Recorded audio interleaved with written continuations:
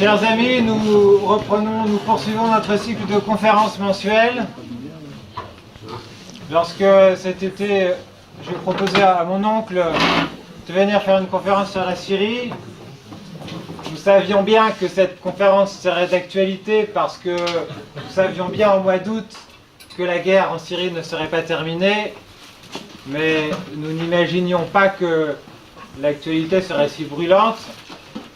Cette conférence, M. Antoine Delacoste l'a faite déjà l'année dernière aux élèves du lycée, de l'école, et j'ai pensé qu'elle pourrait aussi intéresser les adultes.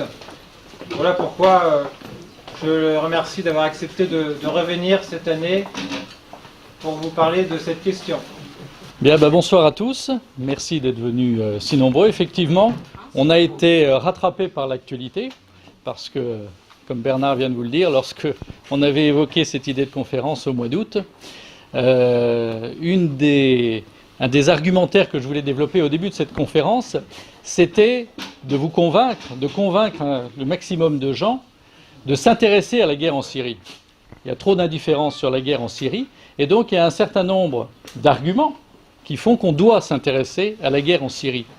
Et le premier d'entre eux, c'était un jour ou l'autre, la guerre en Syrie va nous rattraper. Donc j'ai plus besoin de vous convaincre, c'est fait, depuis hier soir.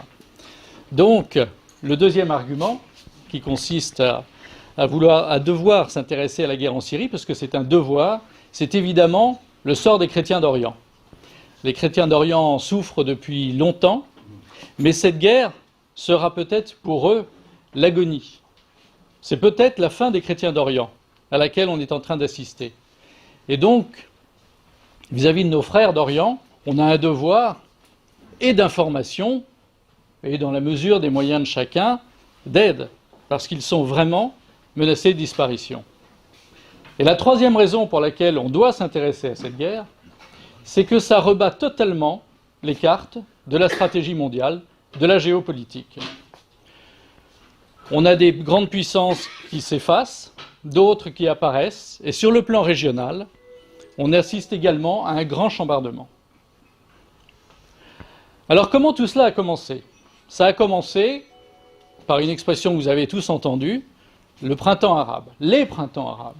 Expression stupide, dénuée de sens, dont nos médias ont le secret et dont nos hommes politiques ont le secret. Pourquoi ils ont appelé ça les printemps arabes ? Eh bien parce que c'est parti, vous vous rappelez peut-être, fin 2010, un petit marchand de fruits et légumes tunisien, contrôlé par la police. Il n'est évidemment pas en règle, d'ailleurs personne n'est en règle, ça n'a aucune importance, il fallait juste donner un petit bakchich et il ne se serait rien passé du tout.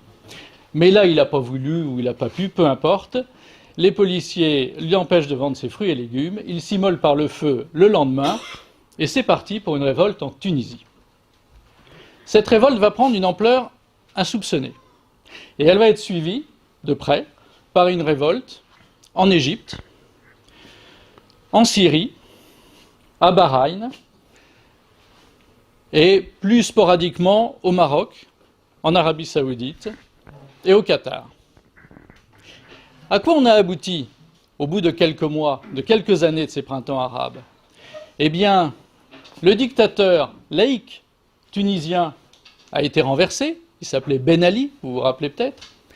Le dictateur laïque égyptien, Moubarak, a été renversé.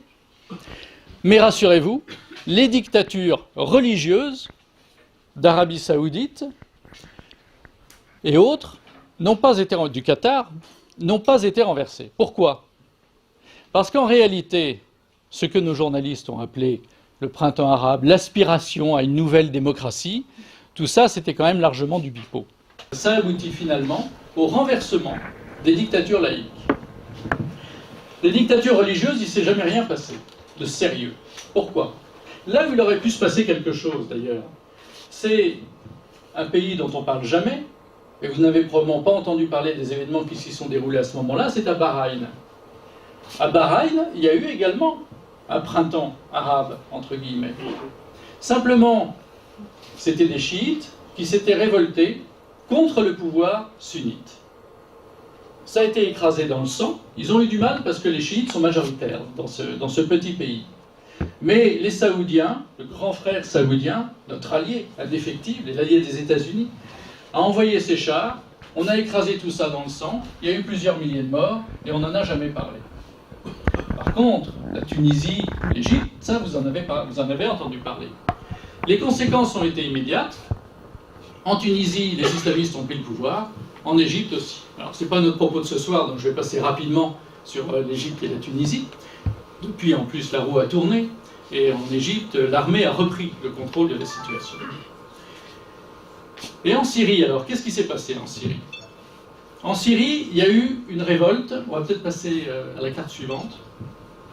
Il y a eu une révolte, la toute première, qui a eu lieu donc en 2012. On me donne un petit bâton, je vais l'utiliser. Ici, tout en bas, à Dera. Les premières manifestations ont lieu à Dera. Alors ce n'est pas un hasard. Elles ont lieu à Dera, d'abord parce que Dera est une ville quasiment exclusivement sunnite, et ensuite parce qu'elle est tout près de la frontière. Et que tout est prêt, déjà, pour les filières islamistes. Les armes vont être très vite acheminées.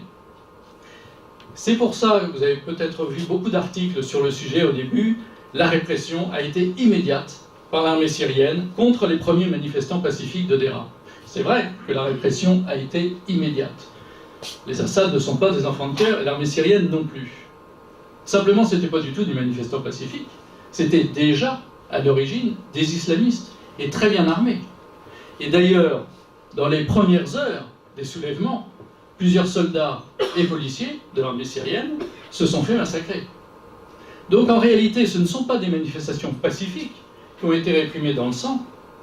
C'est dès le début une insurrection sunnite alimentée par les réseaux islamistes. Alors il faut bien comprendre une chose, c'est que dans les pays musulmans, on doit raisonner en termes de sunnites et de chiites.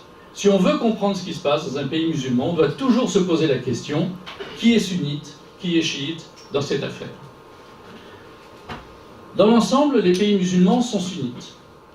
De façon écrasante, ils sont sunnites. Il y a une carte que Bernard a préparée et qui vous montre une partie du monde musulman. Mais vous voyez qu'elle est majoritairement sunnite, c'est la partie la plus claire, et la partie la plus foncée, ce sont les chiites. En fait, il y a un grand pays chiite, c'est l'Iran. L'Irak est également à majorité chiite, mais de façon beaucoup plus juste que l'Iran. Et puis, pour l'anecdote, Bahreïn et l'Azerbaïdjan sont également à majorité chiite. Mais dans l'ensemble, ce sont les sunnites qui dominent le monde musulman. Pourquoi cette distinction est fondamentale? Parce qu'ils se détestent. Et le mot est faible, ils se haïssent. Ils se haïssent depuis les origines. Alors on ne va pas faire une histoire du sunnisme et du chiisme, mais il faut quand même avoir 2-3 idées claires sur le sujet. À la mort de Mahomet, sa succession n'est pas réglée. Alors il y a un premier calife qui lui succède, puis un deuxième, ça s'assassine beaucoup, ça complote beaucoup. Le monde musulman est un monde violent, dès l'origine. Et puis, le troisième ou quatrième successeur est le gendre de Mahomet, il s'appelle Ali. Et lui va être assassiné, alors qu'il avait une aura assez importante, par une faction plus dure, parce que lui voulait faire un petit peu évoluer le message. Les sunnites ne voulaient pas le faire évoluer, ils voulaient prendre l'intégralité dans le Coran, en réalité de ce qui les arrange, parce qu'il y a de très nombreuses contradictions dans le Coran, vous le savez tous. Donc Ali se fait assassiner, son fils lui succède, il se fait assassiner, un autre fils lui succède, il se fait également assassiner. Et à partir de ce moment-là, la rupture entre sunnites et chiites est définitive. Il y a du sang entre eux, et ils ne se pardonneront jamais, ni les uns ni les autres. D'ailleurs, dans le mode d'exercice de leur religion, il y a des différences tout à fait importantes. Le sunnisme est plus dur, il est pour l'interprétation littérale du Coran. En réalité, pour l'interprétation la plus violente du Coran. Le chiisme, contrairement à ce qu'on pourrait croire, parce que vous allez me dire, en Iran, le régime des ayatollahs, c'était quand même pas... Oui, c'est vrai, mais par rapport au régime saoudien, d'une part, Et puis ensuite, les chiites, chez eux, effectivement, ne sont pas des enfants de cœur, c'est évident. Il ne fait pas bon d'être chrétien en Iran, d'ailleurs il n'y en a quasiment pas. Donc je ne veux pas vous les faire passer pour des gens proches de nous, ce n'est pas du tout ça la réalité. Mais la réalité, c'est qu'ils ne cherchent pas, ils ont un côté, ils n'ont pas le côté messianique qu'ont les sunnites. Les sunnites, eux, veulent en quelque sorte exporter la révolution. Chez les communistes, c'était l'opposition entre les staliniens et les trotskistes. Vous savez, Trotsky voulait exporter sa révolution, Staline ne voulait pas. Ben, les chiites et les sunnites, c'est un petit peu la même histoire finalement. Et les sunnites, eux, organisent en quelque sorte la révolution djihadiste mondiale à laquelle ils aspirent. Toutes les filières islamistes viennent d'eux. Tout le financement du djihad vient d'eux, et notamment de deux pays, l'un très grand, l'autre tout petit, l'Arabie Saoudite et le Qatar, dont on reparlera souvent ce soir, qui sont nos alliés indéfectibles. Je vous l'ai déjà dit, mais il faut quand même rappeler qu'on a choisi comme alliés les régimes les plus durs qui soient. Les Iraniens, eux, le régime des ayatollahs, une fois qu'ils ont renversé le Shah d'Iran, ils n'ont pas cherché à exporter la révolution. Ils étaient bien tranquilles chez eux en Iran. Alors bien sûr, ils sont assez contents de voir qu'en Irak, il y a une majorité chiite, et qu'en Syrie, il y a un pouvoir qui est proche des chiites. Donc, ils ne vivent pas en autarcie. Mais ils n'ont pas ce souci de djihadisme qu'ont les sunnites. Ça fait une différence fondamentale dans le comportement. Donc, en Syrie, les sunnites sont majoritaires. Ils représentent à peu près 70% de la population. Alors que le régime, lui, est alawite. Et il représente, on ne sait pas très bien, parce que souvent les alaouites se cachent. Tout au long des siècles, ils ont été persécutés par l'Empire ottoman, et donc ils ont beaucoup appris à se dissimuler. Et puis les recensements récents sont sujets à caution, et puis de toute façon, depuis 4 ans, vous vous en doutez, il n'y a plus de recensement du tout. Donc, on estime qu'ils sont entre 13 et 18%, à peu près, de la population. Ça n'est pas rien, mais c'est très minoritaire tout de même. Donc il y a une frustration certaine chez les sunnites, qui rêvent de prendre le pouvoir depuis un certain temps, mais en réalité, il y a une bourgeoisie sunnite qui s'est tout à fait satisfaite du régime syrien alawite, et qui a pactisé, en quelque sorte, avec ce régime alawite, et en échange d'une certaine neutralité politique, ils tiennent les rênes économiques du pays. Il y a une sorte de partage du pouvoir entre les deux qui fonctionne assez bien depuis que le clan Assad a pris le pouvoir. Et c'est donc les islamistes, les filières islamistes, qui remettent en cause cet équilibre. Donc il y a 70% de sunnites, 15% pour simplifier d'alaouites, et 10% de chrétiens, chose qui doit nous préoccuper. Les alaouites, je vous ai dit, sont proches du chiisme. En réalité, c'est une branche dissidente du chiisme. Les sunnites, on va essayer de faire simple, sont à peu près homogènes. Il y a juste une tendance plus dure qu'on appelle les wahhabites, l'expression vous dit peut-être quelque chose, qui a le pouvoir en Arabie Saoudite. C'est la tendance dure, et en plus c'est la plus riche. Les chiites, eux, ont eu un petit peu plus de dissidence. Ils ont les alaouites. Et pour mémoire, ils ont les druzes, qui ont été importants tout de même dans l'histoire. Les druzes ont massacré beaucoup de chrétiens en Syrie au XIXe siècle, et au Liban également. Et puis pour mémoire, les ismaéliens. Ces alaouites, ils sont nés d'une dissidence du chiisme, mais ils s'en sont tellement séparés qu'à un moment donné, ils n'étaient plus considérés comme musulmans. D'ailleurs, quand on examine leur religion de près, en réalité, ils ne sont pas musulmans.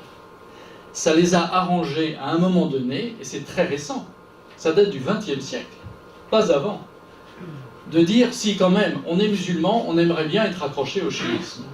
Pourquoi ? Ben parce qu'ils se sentaient un peu seuls quand même, et que le soutien de l'Iran leur paraissait nécessaire. Et donc tout à coup, ils se sont découverts au XXe siècle une vocation de musulmans. Mais en réalité, ce ne sont pas des musulmans. Ce ne sont pas des chrétiens non plus. Même si dans les villages syriens où il y a des chrétiens et des alaouites qui vivent ensemble, il est assez fréquent qu'au moment de Noël, de Pâques, de la Pentecôte, du 15 août, parce que les Alaouites vénèrent la Vierge Marie, eh bien, ensemble, avec les chrétiens, ils font ripaille, ils boivent du vin. Pas un comportement musulman, ça. Mais ce ne sont pas non plus des chrétiens, parce qu'ils s'inspirent en réalité de multiples sectes perses, zoroastriennes, je ne sais pas si ça vous dit quelque chose, une très vieille religion perse, et d'une façon générale, c'est un syncrétisme religieux extrêmement complexe. D'ailleurs, pendant longtemps, cette religion a été secrète. Les initiés de la religion alaouite n'avaient pas le droit de révéler les secrets de cette religion sous peine de mort. Et donc, dans les cercles du pouvoir syrien, où il y a beaucoup d'alaouites, une majorité d'alaouites, vous avez différents cercles de connaissances religieuses où le supérieur n'est pas toujours celui qu'on croit. Vous avez en quelque sorte des cercles de la connaissance, un peu comme chez les francs-maçons, mais ça ne fonctionne pas comme chez les francs-maçons. Vous avez des cercles de la connaissance, et donc l'initié va faire un premier cercle, un deuxième cercle, un troisième cercle, et tant qu'il n'est pas dans le cercle suivant, il ne sait pas du tout ce qui se passe au-dessus. Donc c'est très original comme religion. Cette religion est détestée par les sunnites. Pour eux, ce sont pires que des chrétiens. Ils sont pires que des chrétiens parce qu'en plus de ça, ils se prétendent musulmans, ce qui est une escroquerie. Le chrétien syrien ne va jamais se prétendre musulman. Tandis que l'alaouite, maintenant, pour sa protection, se prétend musulman. Et c'est pour ça qu'ils ont été persécutés tout au long des siècles. C'est pour ça que aussi bien l'Empire ottoman que les sunnites les ont pourchassés impitoyablement. Et c'est devenu un peuple de la montagne. Et c'est devenu le peuple le plus pauvre. Pendant des siècles, les alaouites qui étaient capturés devenaient les esclaves des sunnites. Et donc c'est assez mystérieux que ce mouvement alaouite, minoritaire, composé des plus pauvres, qui ne faisaient même pas d'études, ait pu prendre un jour le pouvoir. Contre une majorité de sunnites, avec une bourgeoisie libérale sunnite tenant les leviers économiques et donc extrêmement évoluée. En fait, c'est vieux comme le monde. Étant donné que les sunnites dominaient tout ça et que le métier des armes leur paraissait vulgaire, pour les alaouites, le métier des armes était au contraire une sauvegarde. Ça leur évitait de devenir, pour les femmes les bonnes à tout faire des sunnites, fort maltraités d'ailleurs, et pour les hommes, des paysans incultes grattant une terre où il n'y a pas grand-chose à faire pousser. Et donc les alaouites sont rentrés en masse dans l'armée. Et donc, ce qui devait arriver arriva. Un jour, un alaouite, plus ambitieux, plus intelligent que la moyenne, qui s'appelait Hafez el-Assad, qui avait fondé dans les années 60 un parti qui voulait développer le panarabisme, c'est-à-dire en fait le développement du monde arabe, mais avec des ambitions laïques et non religieuses, parce que les alaouites, contrairement aux sunnites, ne veulent pas d'un pouvoir religieux, ils veulent d'un pouvoir laïque, et c'est d'autant plus compréhensible dans leur cas que les autres n'ont pas le droit de comprendre leur religion, donc ils ne vont pas en faire une obligation de la respecter, ni un messianisme quelconque, ça ne les intéresse absolument pas. Et donc Hafez el-Assad, après avoir fondé ce parti, a très bien compris au bout d'un moment que son clan, le clan alaouite, tient l'armée. Et quand on tient l'armée dans ces pays-là, au bout d'un moment, on prend le pouvoir. C'est ce qu'il fait, et très intelligemment, il va rassurer les sunnites, il va rassurer cette bourgeoisie économique sunnite, et il va leur dire, ne vous inquiétez pas, continuez à faire vos affaires, vous pouvez même intégrer les leviers du pouvoir. Il y a eu des ministres sunnites, il y a eu des députés sunnites, c'est pour ça que cette guerre est assez compliquée, parce qu'elle se passe aussi entre sunnites, contrairement à ce qu'on veut bien nous faire croire. Et donc ce partage de pouvoir a assez bien marché. Ensuite, Hafez el-Assad est mort, et c'est son fils, Bachar el-Assad, qui lui a succédé. Le méchant Bachar, qui tue son propre peuple, comme nous répète en boucle TF1, LCI, BFM, RTL, enfin j'en passe, c'est des meilleurs. Mais à peu près tous les médias. Je dis à peu près, mais non, tous les médias. Ce Bachar, il n'était pas du tout destiné à devenir le chef d'État syrien. Il avait fait des études de médecine à Londres et il se destinait à devenir ophtalmo.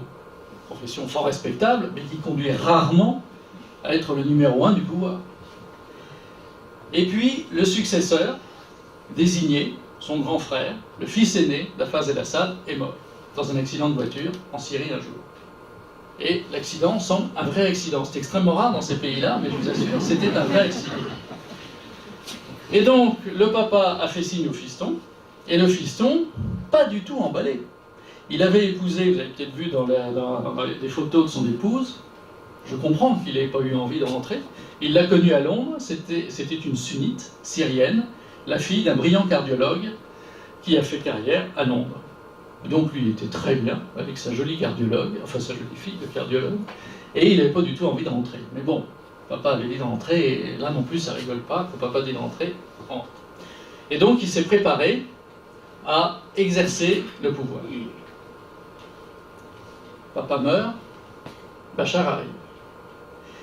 Et au début, il fait un peu illusion en Occident, parce que justement, il a une femme ravissante, qui n'est pas voilée, ce qui chez les sunnites est quand même pas si fréquent, donc elle a un look assez occidental, elle a vécu à Londres.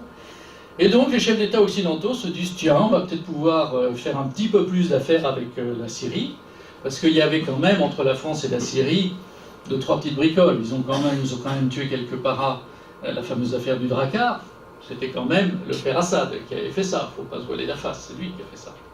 Et notre ambassadeur, Louis de Lamare, qui a sauté dans sa voiture, c'est le père Assad qui a fait ça. Tout ça parce qu'il voulait mettre la main sur le Liban et que la France ne voulait pas. Donc les Assad ne sont pas des enfants de cœur. Et alors le fiston, lui, il se dit, je vais peut-être quand même ouvrir un petit peu tout ça, libéraliser un petit peu tout ça. Et puis très vite, il s'est arrêté, parce qu'il a compris que les services de renseignement syriens, extrêmement puissants, n'allaient pas le laisser faire. Donc, prudemment, il a fait machine arrière, et il n'a pas libéralisé le régime. Au contraire, au bout d'un moment, il se dit, bon, je vais poursuivre la politique de mon père, et je vais essayer de remettre la main sur le Liban. Simplement là, l'époque avait changé, il n'a pas pu, et prudemment, il est rentré chez lui.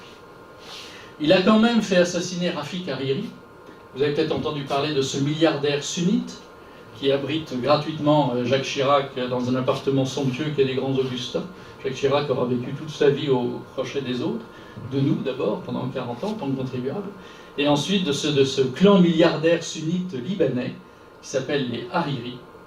Et ça explique beaucoup de choses pendant la politique extérieure française. Et donc cette Hariri avait décidé que la famille Assad tomberait, que le clan alaoui tomberait. Et ça a été un des premiers à organiser des filières islamistes fournies en armement. C'est pour ça que Rafik Hariri, pour ceux qui ont entendu parler de son assassinat, qui avait fait du bruit quand même, Jacques Chirac était en pleurs évidemment, mais on lui a laissé son appartement parce que la famille est riche, et donc les enfants d'Hariri, reconnaissant de tous les services rendus, lui ont laissé son appartement. Et donc, Bachar, dans ce contexte-là, fait assassiner Rafik Hariri et essaye de consolider son pouvoir. Mais le printemps arabe, le pseudo-printemps arabe, est le prétexte à l'activation de toutes ces filières islamistes, qui sont surarmées, et c'est pour ça que dès le début, l'armée syrienne va être en difficulté. Dès le début, les combats vont être terribles, parce que tout est prêt. Rien n'est dû au hasard, rien n'est spontané dans toute cette affaire. Et donc les grandes villes, si on peut revenir sur la carte de la Syrie plus détaillée, les grandes villes, dont les noms vous sont maintenant familiers, Homs, Alep et Damas, sont déchirées par la guerre, très vite. Et alors quand on voit les témoignages de nos frères chrétiens d'Orient, c'est terrible. Alep était une ville où il y avait des dizaines et des dizaines d'églises, des milliers de pratiquants. Aujourd'hui, il n'y a plus qu'une seule église ouverte à Alep, et encore, on se demande comment elle est ouverte, elle est extrêmement menacée. Homs n'est plus qu'une ruine. Et ces villes sont donc coupées en deux. Aucun des deux camps n'a réussi à prendre le pas sur l'autre. Pourquoi ? Parce que les révoltés sunnites se sont très vite divisés. Ils sont très vite divisés parce que les filières d'armement et d'approvisionnement ne sont pas les mêmes. Vous avez des islamistes qui sont là, le long de la frontière du Liban, qui sont alimentés par les sunnites libanais, par la famille Hariri notamment. Et puis, par la Jordanie, et par la Turquie arrivent les armes payées par l'Arabie Saoudite et par le Qatar. Alors pourquoi ces pays veulent absolument la fin du régime alawite? Tout simplement pour y mettre leurs amis, pour y mettre les sunnites. Le problème, c'est que c'est une espèce de course contre la montre. Parce que, contrairement à ce qu'on pourrait penser vu de loin, l'Arabie Saoudite et le Qatar ne sont pas si amis que ça. Ils sont presque aussi riches l'un que l'autre, ce qui est un petit peu surprenant, puisque l'Arabie Saoudite est quand même beaucoup plus grande que le Qatar. Mais en réalité, le Qatar est assis sur un tas d'or, aussi bien que le pétrole qu'avec le gaz. Et l'Arabie Saoudite également, ils sont en concurrence. Ils sont en concurrence pas seulement pour des raisons religieuses, pas seulement pour des raisons stratégiques, mais aussi pour des raisons tout simplement d'écoulement de leur production de matières premières. Et ça joue beaucoup. C'est un élément qui a été important dans le déclenchement du conflit. Pourquoi ce conflit a été activé? Pourquoi il a été accéléré?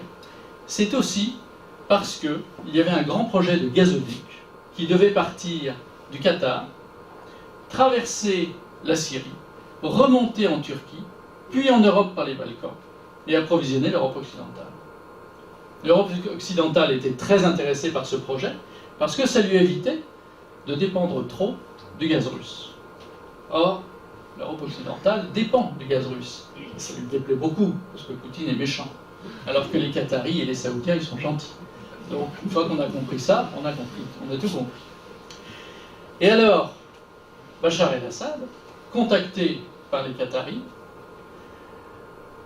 tergiverse, hésite, et au bout d'un moment, dit non. Pourquoi il dit non? Il dit non pour ne pas déplaire à la Russie. Parce que l'Iran, à ce moment-là, est très affaibli. L'Iran est sous le coup des sanctions internationales. Parce que l'Iran veut éventuellement se doter d'armes nucléaires. Parce que l'Iran, quand même si je l'ai dit qu'elle n'était pas passionnée par les aventures extérieures, quand même, si un jour on peut se faire Israël, ce sera un petit bonheur pour le Hezbollah ou pour un ayatollah de base. Et donc, Israël ayant l'arme nucléaire, ce qui ne dérange personne, l'Iran dit moi aussi. Ah mais non.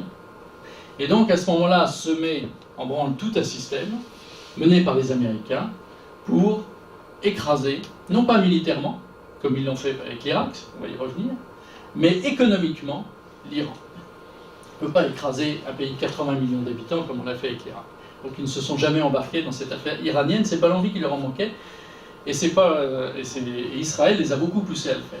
Mais non, on s'est contenté de les empêcher de fabriquer l'arme nucléaire. Des équipes du Mossad allaient spécialement en Iran assassiner tous les ingénieurs nucléaires iraniens, des dizaines sont morts comme ça, dans l'indifférence générale. Mais bon, après tout, c'est bonne guerre aussi, on peut comprendre. Et les Iraniens, donc, ont été extrêmement affaiblis par les sanctions américaines. Donc ils n'étaient plus en état d'aider véritablement la Syrie. Et donc à ce moment-là, la Syrie n'avait plus qu'un seul allié, la Russie. Pourquoi? Pour deux raisons. Et une troisième arrivera. Mais au départ, il y en avait deux. Premièrement, c'est la seule base en Méditerranée des Russes. Il y a un port, là, qui n'est pas marqué, mais qui est au sud de Latakia, tout près de Banyas, et qui s'appelle Tartus. C'est le grand port militaire russe. Et donc pour les Russes, pas question de perdre ce port. Alors bien sûr, si l'État islamiste prend le pouvoir, le port y restera, parce qu'ils ne vont pas être assez fous pour s'attaquer à ça, parce qu'il y a du lourd, comme on dit. Mais tout de même, ce sera très inconfortable. Et puis ils sont assez fous pour faire quand même se lancer dans des opérations délirantes, ça va compliquer la vie de la Russie. Donc ça, c'est quand même un problème de perdre cette base-là. La deuxième raison, qui est une raison assez noble, c'est que ces chrétiens d'Orient, on dit toujours les chrétiens d'Orient, c'est comme les musulmans, ils sont divisés. Et il y a beaucoup d'orthodoxes. Il y a même une majorité d'orthodoxes. Les chrétiens d'Orient rattachés à Rome sont minoritaires. Il faut le savoir. Alors je ne vais pas rentrer dans les détails entre les Syriaques, les Melkites, les Assyriens, les Chaldéens. Je peux, si vous voulez, mais je crains que ce ne soit là un peu aride. Donc, on va se contenter de rappeler qu'il y a une majorité d'orthodoxes et une minorité de catholiques. Et donc la Russie, c'est pas comme l'Occident, c'est pas comme la France, on laisse pas tomber nos amis. Et les Russes ne laisseront jamais tomber leurs frères orthodoxes syriens. Vous me direz, quand même, la Serbie, le Kosovo, tout ça. Eh bien oui, mais justement, ils n'en avaient absolument pas les moyens à ce moment-là.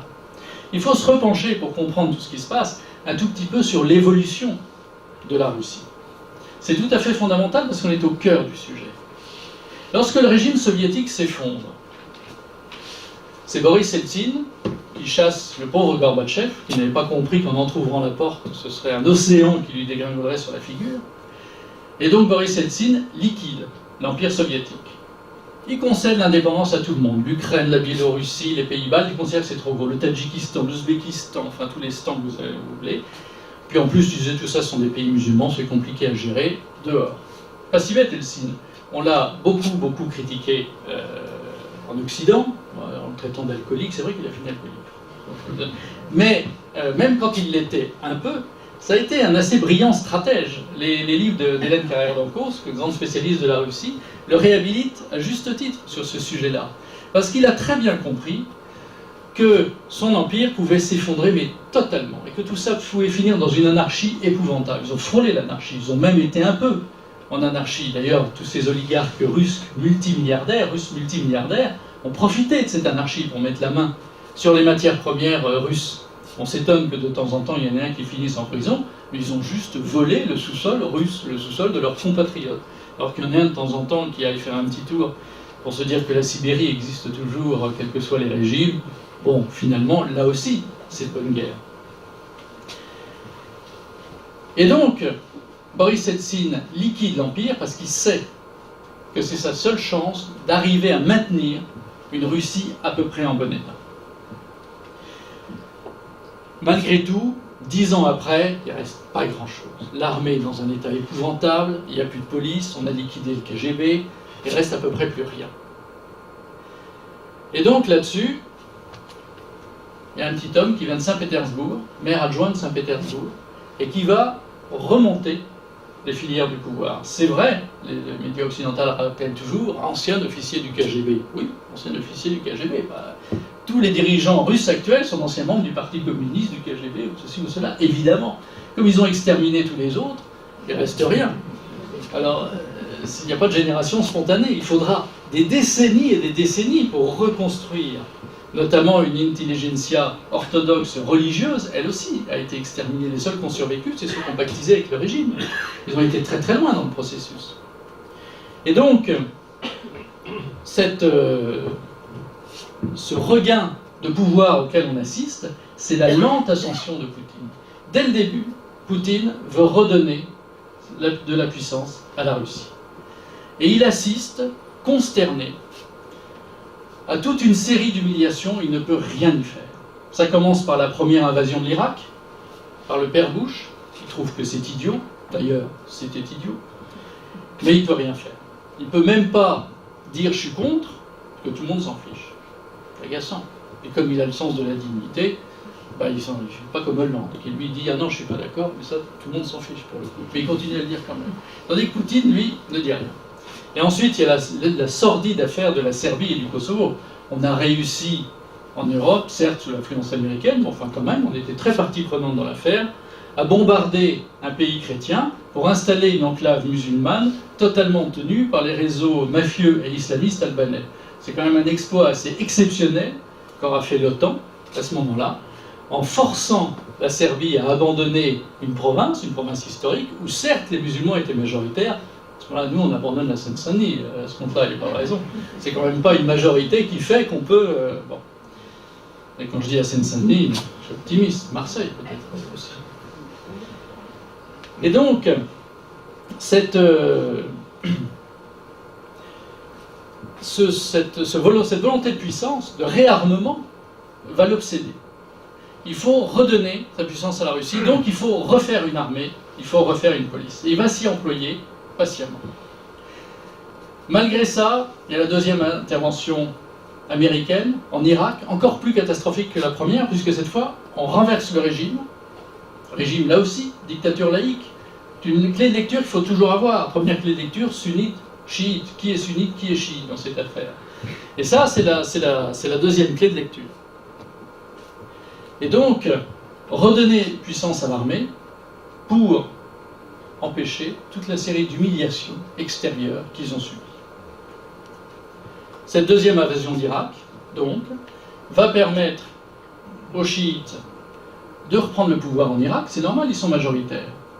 Parce que les Américains sont partis d'un principe très simple, il faut restaurer la démocratie. Bon, ils se moquent de nous, c'est absolument pas leur idée. Leur idée, on va y revenir, c'est autre chose. Mais ça permet de dire, bah oui, écoutez quand même, ce régime n'est pas démocratique, comme si ça les gêne en Arabie Saoudite et au Qatar. Depuis quand l'Arabie Saoudite et le Qatar sont bon. Mais, et en Irak, ça aboutit à quoi? Mais comme les chiites et les sunnites se détestent, ça n'a pas de sens la démocratie dans ces pays-là. C'est pas bien de dire ça, c'est pas politiquement correct, mais c'est une réalité. Ça n'a aucun sens. D'ailleurs, il n'y a absolument aucune démocratie dans ces pays-là, mis à part le Liban. Parce que le Liban, ils se sont mis d'accord, alors moi je suis président, toi le sunnite t'es premier ministre, toi le chiite t'es ceci, t'es cela. Ils ont fait un... Enfin, ils ont quand même eu 15 ans d'une guerre civile terrible, c'est quand même un petit peu compliqué ces histoires-là. Donc, qu'est-ce qui s'est passé? Bah oui, on a renversé le sunnite laïque, Saddam Hussein, et puis on a fait des élections. À surprise, les chiites ont gagné. Ça, alors là, vraiment, donc formidable, on a rétabli la démocratie. Qu'est-ce qui s'est passé? Les chiites ont persécuté les sunnites, ils se détestent de toute façon. Et puis comme avant, eux étaient vaguement persécutés régulièrement par Saddam Hussein, ils se sont vengés. Et donc, on a créé, c'est la première armée islamiste qui arrive. Un bis, on va dire. Il y en a une avant, c'est Ben Laden, armé par les Américains, payé par les Américains en Afghanistan pour embêter les Soviétiques. C'est fou ce qu'on peut faire quand même de temps en temps. Cette guerre froide, qui est terminée, elle recommence d'une certaine manière. Alors à l'époque de l'Afghanistan, on se disait ouais, mais pour lutter contre l'armée rouge, c'est quand même bien de donner des missiles Stinger à ces braves insurgés afghans. Les braves insurgés afghans, c'était Ben Laden qui les commandait. Ouais, quand même pas oublier ça. Donc ils ont créé un monstre qu'ils ne contrôlent plus. Et l'acte 1 bis de la création du monstre, eh bien, c'est l'invasion de l'Irak. Et l'invasion de l'Irak produit, peut-être Zarqawi, c'est devenu une expression, fais pas ton Zarqawi, c'est devenu Zarqawi, celui qui à Fallujah se battait contre les Américains, ils en ont tué beaucoup d'ailleurs, ça a été une guerre difficile, parce que contre les fanatiques, même s'ils ne sont pas des combattants, les meilleurs stratèges du monde sont des combattants courageux, et puis en plus, si je meurs, je vais directement au paradis, donc ça aide un petit peu aussi. Donc, voilà. Et donc ça a été des combats terribles, mais ça a été surtout, à l'arrivée, la création de la première vraie armée islamiste. Et les Américains, pour aller jusqu'au bout de la stupidité insondable qui les anime quelquefois, surtout au Proche-Orient, ont décidé de démanteler totalement l'appareil irakien. Donc les officiers, chassés de l'armée, solde zéro. Les fonctionnaires, tous membres du parti Baas, le parti qui dirigeait l'Irak était le parti Baas, tous les membres du parti Baas, dehors. Ils étaient tous fonctionnaires, forcément, par protection. D'ailleurs, c'est l'œuf et la poule. Est-ce qu'ils devenaient fonctionnaires parce qu'ils étaient bassistes, ou est-ce que pour devenir fonctionnaires, ils adhéraient au parti bassiste? Peu importe, les Américains ne se sont pas embarrassés de détails. Pour eux, la vie est simple. Il y a les gentils, il y a les méchants. Ils n'ont jamais compris que l'Orient, c'est compliqué, comme disait le général de Gaulle. C'est une rare phrase. Bon, bref. Et donc, on ne va pas s'embarquer là-dedans. Donc tout ça a abouti à la première vraie armée islamiste. Qui sont les premiers stratèges aujourd'hui de ce qu'on appelle l'État islamique? Qui sont les premiers stratèges? Mais des anciens officiers de l'armée irakienne, en Irak et en Syrie, parce que la frontière n'existe pas. D'ailleurs, les frontières n'ont jamais existé, en réalité. Ça encore, c'était une idée d'occidental, cette espèce de tracé invraisemblable. Et puis là, ce petit bout qui manque, grande humiliation pour la Syrie. Il y a Antioche, il y a plein de chrétiens là-dedans, et on l'a donné à la Turquie, parce que comme ça, pendant la Seconde Guerre mondiale, elle restait neutre. C'est quand même formidable avec les Occidentaux pour inventer des trucs pareils. Et donc c'est une des raisons pour lesquelles les Syriens et les Turcs se détestent, une des raisons, il y en a beaucoup d'autres. En réalité, Erdogan, le nouveau sultan turc, le sympathique Erdogan, a fait ami-ami avec Bachar el-Assad jusqu'à la guerre, parce que justement, le gazoduc qatari qui allait traverser la Syrie, aller en Turquie, traverser les Balkans, ça l'intéressait beaucoup cette histoire. Donc, pas véritablement de frontières, tout ça est complètement poreux, et les premières milices islamistes sont totalement animées par des anciens officiers irakiens. Ce qui donne quand même, malgré tout, une certaine efficacité militaire relative, parce qu'il ne faut pas exagérer. Mais tout de même, ils avaient fait la guerre, ils avaient un peu d'expérience. Et donc, par rapport à l'armée syrienne, qui a quand même jamais été exceptionnelle, on parle toujours de l'armée syrienne, oui, ils sont motivés parce qu'ils sont alaouites. Et les sunnites qui y sont, de toute façon, quand ils tombent aux mains de l'État islamiste, ils sont égorgés de la même manière. Avec peut-être un peu plus de raffinement pour les alaouites, pour leur apprendre à être alaouites, mais en gros, ils se font tous égorger. Donc ils se battent courageusement parce qu'ils n'ont pas le choix, mais ça n'a jamais été une bonne armée. Jamais. Quand ils ont attaqué Israël, ils se sont pris des roustes quand même très très rapidement. Sauf une fois au moment de la guerre du Kippour, où là ils avaient beaucoup de chars soviétiques, et il y a eu un combat de chars sur le plateau du Golan. Ça a été, d'ailleurs on ne le dit pas assez souvent, mais ça a été la plus grande bataille de chars de l'histoire. Entre les chars israéliens, donc les chars américains, et les chars syriens, c'est-à-dire les chars soviétiques. Ils aiment beaucoup se faire la guerre par pauvres indigènes interposés qui se terminent par milliers. Et donc les Israéliens ont gagné cette bataille de chars, mais de justesse. Ça a été assez compliqué. Même Koursk, sur le front d'Est, il y avait moins de chars. Donc, c'est une des raisons pour lesquelles l'État islamiste, assez vite, a pris de l'importance. D'abord parce que lui, il savait ce qu'il voulait. Il voulait prendre le pouvoir et égorger tout ce qui n'était pas lui. Simpliste, mais au moins, ça a le mérite de la clarté.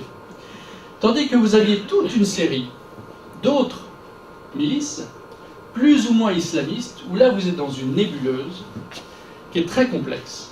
Pourquoi est-elle complexe? Parce que les gens changent de camp tout le temps. Qu'on arrête de nous faire croire. Alors, il y a les méchants, c'est l'État islamiste. Après, tout le reste, c'était des gens bien. Laurent Fabius, notre ineffable ministre des Affaires étrangères, a dit « Le front Al-Nosra fait du bon boulot ». Pour ceux qui n'ont pas entendu parler, c'est la deuxième plus grande armée islamiste en Syrie, derrière l'État islamique, dit Daesh. La deuxième, donc, c'est le front Al-Nosra, qui est juste affilié à Al-Qaïda. Juste. Mais Laurent Fabius a dit « Le front Al-Nosra fait du bon boulot ». Quand même le faire, c'est extraordinaire. Et donc, ça c'est la deuxième grande milice. Et puis le reste, c'est une nébuleuse où vous avez des effectifs de 5 000, 10 000 maximum, armés les uns par les Qataris, les autres par les Saoudiens. Et tout ça change de camp en fonction du montant de la solde. Vous avez des articles très intéressants écrits par des locaux qui disent « Bon alors moi j'ai changé de camp, parce que j'étais à 150 $ par mois, je passe à 200. » Et donc ils changent de camp. Et l'armée syrienne libre, vous savez, l'armée syrienne libre, on nous rebat sans arrêt les oreilles avec cette armée syrienne libre. Ça n'a jamais existé, l'armée syrienne libre. D'abord, ceux qui prétendent en faire partie, qui prétendent la diriger, et qui prétendent être le futur pouvoir, pour la plupart d'entre eux, ne vivent plus en Syrie depuis des décennies. Ils sont totalement inconnus des Syriens. Alors vous en avez à Paris, vous en avez à Londres, vous en avez à Washington, alors on les montre, on les sort, et ce sont des types qui ont émigré, pour certains, il y a 30 ans. D'accord, comme opposants, bien d'accord, mais ils ont émigré il y a 30 ans, ces types n'ont aucune légitimité pour représenter un quelconque régime syrien un jour. Et cette armée syrienne libre, c'est une fiction inventée par les Occidentaux pour se débarrasser de Bachar el-Assad. Pourquoi veulent-ils absolument se débarrasser de Bachar el-Assad? Il y a la question du gaz, et il y a la question des alliés saoudiens et qataris. Ça, ce sont les deux premiers points qu'on a déjà vus. Et puis il y a un troisième point, qu'on ne souligne pas assez, qui est la sécurité de l'État d'Israël. Quand j'étais jeune, j'avais un prof d'histoire, brillant, qui s'appelait Raoul Girardet.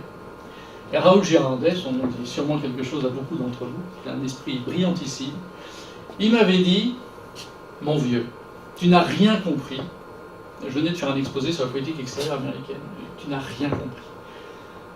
Tu ne comprendras la politique extérieure américaine que si tu te mets dans la tête une seule chose, quid de la sécurité de l'État d'Israël. Il y a plus de juifs à New York que dans tout l'État d'Israël. Quand tu auras compris ça, alors maintenant c'est plus vrai, mais à l'époque c'était vrai. Et donc quand tu auras compris ça, tu auras compris l'obsession américaine. L'obsession américaine, c'est la sécurité de l'État d'Israël. Bon, je ne commande pas ça. Simplement, il faut le savoir. Il faut avoir ça en tête. Et quel est l'intérêt d'Israël dans tout ça? L'intérêt d'Israël pour sa survie, c'est qu'il n'y ait pas de grande puissance. Et c'est pour ça qu'il faut écraser les grandes puissances. Comment on écrase une grande puissance? En la divisant. Et donc, le rêve ultime des États-Unis, d'Israël au départ, des États-Unis ensuite, et des Occidentaux maintenant, on commence à le dire, mais c'est une partition de la Syrie. D'ailleurs, c'est bien parti pour, parce que c'est peut-être le moment de passer au front, aux opérations militaires, avec les forces en présence. Vous voyez qu'on est déjà, si on regarde juste les couleurs avant de voir ce que ça représente, on est déjà quasiment dans une partition. Qu'est-ce que vous avez là en vert? Vous avez les Kurdes. On n'a pas encore parlé des Kurdes. Un mot sur les Kurdes. Les Kurdes sont censés être musulmans. En fait, ça ne les passionne pas. Les Kurdes sont Kurdes. Avant tout. Ils ont une identité très forte. Ils sont Kurdes avant tout.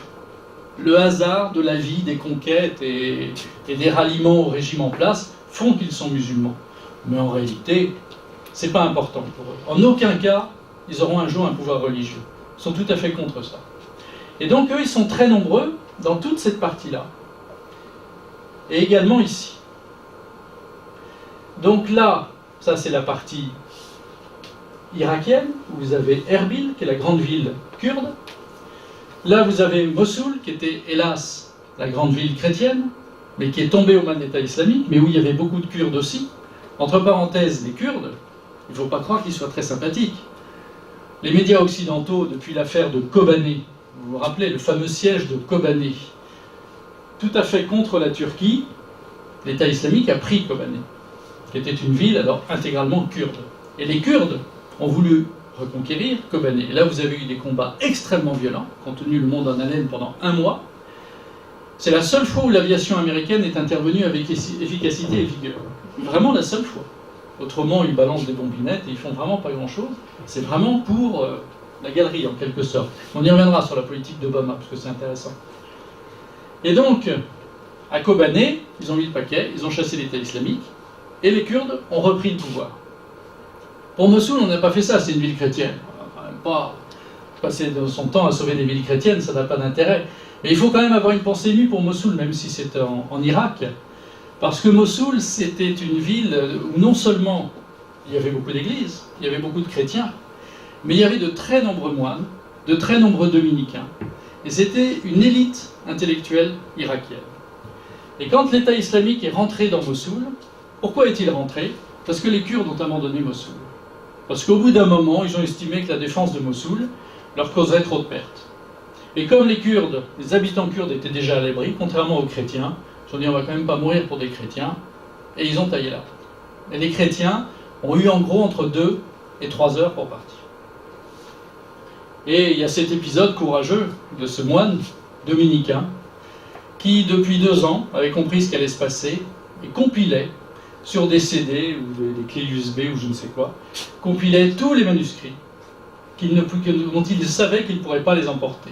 Il a emporté les plus précieux, y compris des incunables, des manuscrits du 9e, 10e, 11e siècle, qui sont maintenant en sécurité, en France d'ailleurs pour certains. Et les autres, il les a copiés patiemment pendant 2 ans. Il faisait ça nuit et jour. Et il est parti le dernier, dans sa voiture, heureusement, il avait prévu une grosse bétaillère pour emporter le maximum de documents. Et au moment où l'État islamique rentrait, lui, il quittait la ville, le dernier, chargé de documents. Il a fait de belles conférences à Paris pour expliquer ça. Et il concluait ses conférences en disant, surtout la première conférence, en disant, vous savez, Mossoul, c'est une des plus anciennes villes chrétiennes du monde. Eh bien, pensez-y, parce que dimanche prochain, pour la première fois depuis 2000 ans, les cloches ne sonneront pas à Mossoul. Tout de même émouvant. Et donc, rien que ça vaut le coup qu'on s'y intéresse. Et la grande cathédrale de Mossoul est devenue un centre de torture de l'État islamique. Quand on voit ça, on se dit que peut-être on pourrait se donner un tout petit peu de mal pour reconquérir Mossoul, où, selon les dernières informations, il y a 500 combattants de l'État islamique. 500. Et en face, on n'est pas capable de faire une opération pour délivrer Mossoul. Bon. C'est là où on voit quand même que dans tout cela, les objectifs recherchés ne sont pas toujours ceux qui sont affichés. Alors si on prend maintenant les opérations militaires syriennes, donc le futur Kurdistan, parce que ça se finira comme ça, avec un futur pays des Kurdes, auront cette partie de l'Irak et le nord de la Syrie. Et c'est pour ça que les combats ont été aussi violents à Kobané, parce que les Kurdes aimeraient bien finir, boucler la boucle. Et là, il y a des islamistes. Et donc c'est pour ça qu'ils s'entendent avec l'armée syrienne, qu'ils détestent par ailleurs. Mais là, contre l'ennemi commun, ils ont fait une petite alliance. Et le Turc Erdogan, qui lui n'a aucune envie d'avoir un Kurdistan, il les a beaucoup exterminés. Les Turcs exterminent beaucoup de gens d'une façon générale. On ne dira jamais assez le mal qu'aura fait l'Empire ottoman puis la Turquie, non seulement au monde chrétien, mais au monde tout court. C'est vraiment l'empire du mal, pour le coup, pour reprendre l'expression de Bush qui s'appliquait à l'Irak, ce qui est tout de même un tout petit peu exagéré. Et donc, que fait la Turquie? Elle arme au maximum les islamistes, elle laisse passer tous les combattants djihadistes de la planète, je dis bien de la planète, parce que ça vient de la planète entière, pour non seulement combattre Bachar el-Assad, qui est devenu son ennemi numéro un, mais également les Kurdes.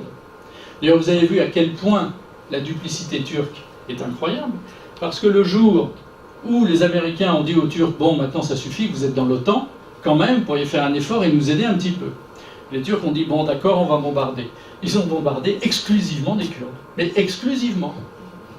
Vous imaginez? En temps normal, avec des médias normaux, on pourrait dire « Mais quand même, ils se moquent de nous. » Non, le sujet a été vaguement évoqué en disant « Ah oui, quand même. » Bon. Et donc, pas une fois, les Turcs n'ont bombardé les islamistes. Pas une fois. Mais c'est normal d'ailleurs, c'est leur allié. Donc il faut qu'on arrête de croire que les Turcs puissent être nos alliés. Mais là, vous avez vu, il y a le Sésame, il y a une base de l'OTAN. Donc les Turcs sont nos alliés.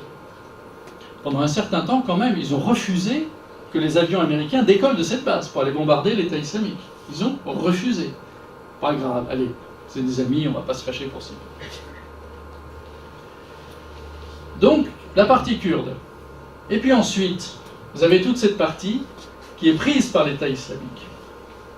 Et alors, c'est assez intéressant d'observer sur Internet, pour ceux que ça intéresse, les cartes. Les cartes des conquêtes de l'État islamique. Il y a une duplicité qui est assez amusante. Il ne faut jamais donner l'impression que l'État islamique est trop puissant. C'est pas terrible, et puis ça pourrait donner envie à certains de dire finalement Bachar el-Assad, est-ce que c'est pas si mal? Est-ce que pour les chrétiens, ça peut peut-être éventuellement leur éviter de se faire égorger jusqu'au dernier? Et bien pour ça, on ne met pas les bonnes couleurs. En réalité, les bonnes couleurs, mais tout est foncé. Tout ça appartient totalement à l'État islamique. Pourquoi ils le mettent là? Parce que c'est du désert. Oui, d'accord, c'est du désert. Mais si vous croisez une bétaillère dans le désert, ce sera une bétaillère de l'État islamique. Hein. Ce ne sera jamais une bétaillère alaouite, ou américaine, ou iranienne. Jamais. Donc, en réalité, toute cette zone, qu'elle soit foncée, qu'elle soit claire, est totalement tenue par l'État islamique. On va jusqu'à Palmyre. Une petite larme pour Palmyre, quand même. Le plus beau site gréco-romain du monde, le plus beau, qui est consciencieusement dynamité, mois après mois, par ces fous de l'État islamique. Entre parenthèses, on peut quand même se poser la question. Pas un journal ne se l'est posé, pas une télé ne se l'est posé, pas une radio ne se l'est posé. Palmyre, c'est des temples gréco-romains, magnifiques, somptueux, et posés au milieu du désert. D'accord? La reine Zénobie, c'était une reine qui régnait sur un désert. Eh bien, il faudra quand même un jour nous expliquer comment, depuis Raqqa, parce que Raqqa c'est la capitale de l'État islamique, ils sont là, comment on est allé de Raqqa à Palmyre, en plein désert, sans se faire zigouiller par l'aviation américaine. Il faudra quand même un jour se poser la question, pourquoi ont-ils laissé sciemment Palmyre se faire prendre? C'est assez mystérieux, parce que stratégiquement, ça n'a pas grand intérêt. Et puis, sur le plan artistique, si on peut dire, sur le plan culturel, beaucoup plus large que sur le plan artistique, sur le plan même de notre civilisation, c'est un vrai drame. Alors, d'accord, les Américains et la culture gréco-romaine, vous me direz, bon, ils n'étaient pas censés savoir. Enfin, quand même, on pouvait un tout petit peu s'intéresser à ça, et surtout, c'était l'occasion. Il y avait plusieurs milliers d'hommes qui ont convergé. Pourquoi n'a-t-on rien fait? Personne n'a la réponse, mais surtout personne ne pose la question. C'est ça qui est incroyable. Personne ne pose cette question-là. Donc on a pris Palmyre. J'ai quand même lu dans Le Monde, le brillant journal, qu'il faut lire quand même parce que c'est intéressant, mais alors, il faut vraiment le faire avec un pince-nez. Eh bien, Le Monde a dit, tout de même, l'armée alaouite, après 8 jours de combat, et 500 morts, hein, accessoirement, s'est retirée. laissant ce joyau de la civilisation aux mains de l'État islamique. Il faut lire ça quand même, il faut lire ça. Bon. Alors là, on est au bout du bout de l'État islamique. Et puis ensuite, les autres tâches. Alors vous avez là le régime. Il ne reste plus grand-chose, mais c'est quand même 80% de la population. Faut pas oublier ça. Et donc vous avez le grand port de Latakia, là où les Russes sont en train d'atterrir et de décoller tous les jours. Vous avez Hama, vous avez Homs, mais tout ça est coupé en deux. Vous avez Damas, où la situation n'est pas si confortable que ça, puisque plusieurs quartiers de Damas sont aux mains des islamistes. Et c'est là où on voudrait nous faire croire qu'il y a des islamistes modérés, ou des insurgés modérés, ou une prétendue armée syrienne libre. Non. Il y a des factions islamistes qui changent de nom régulièrement, qui changent d'effectifs régulièrement, et qui changent de solde, parce que vous avez compris que la solde joue un rôle extrêmement important. Ils sont d'accord juste sur un truc, c'est quand ils tiennent en main un alaouite, il faut l'égorger. Un chrétien de temps en temps. Mais les chrétiens sont mieux traités que les alaouites. Il ne faut pas croire que les chrétiens se fassent égorger à chaque fois, il faut être juste. L'alaouite, oui, lui n'a aucune chance de s'en tirer parce que c'est un hérétique.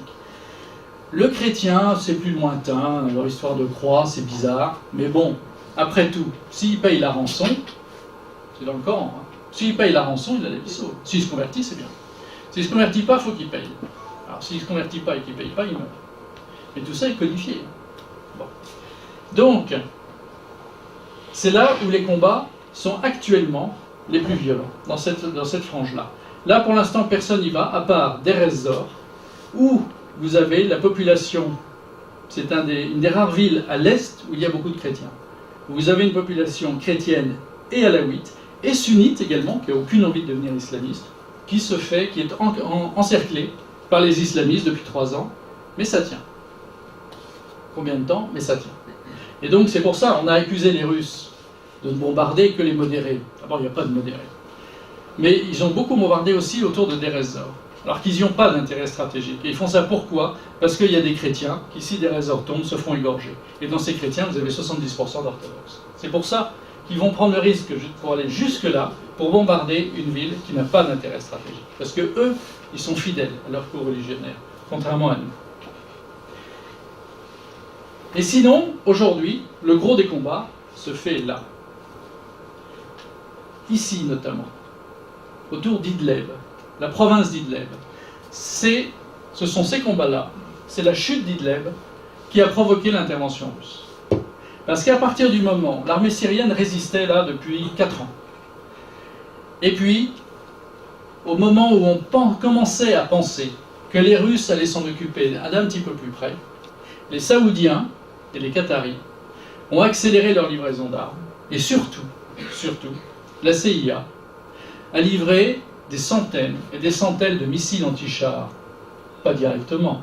Ça, ils le font de façon plus parcimonieuse et ils ne livrent pas des armes aussi sophistiquées. Mais aux Saoudiens, qui les ont illégaux livrés aux islamistes. Et à ce moment-là, l'armée syrienne, qui ne tient que par ses chars, elle a des milliers de chars russes, s'est fait exterminer. Ils ont eu, en 15 jours, 150 chars détruits par ces nouveaux missiles.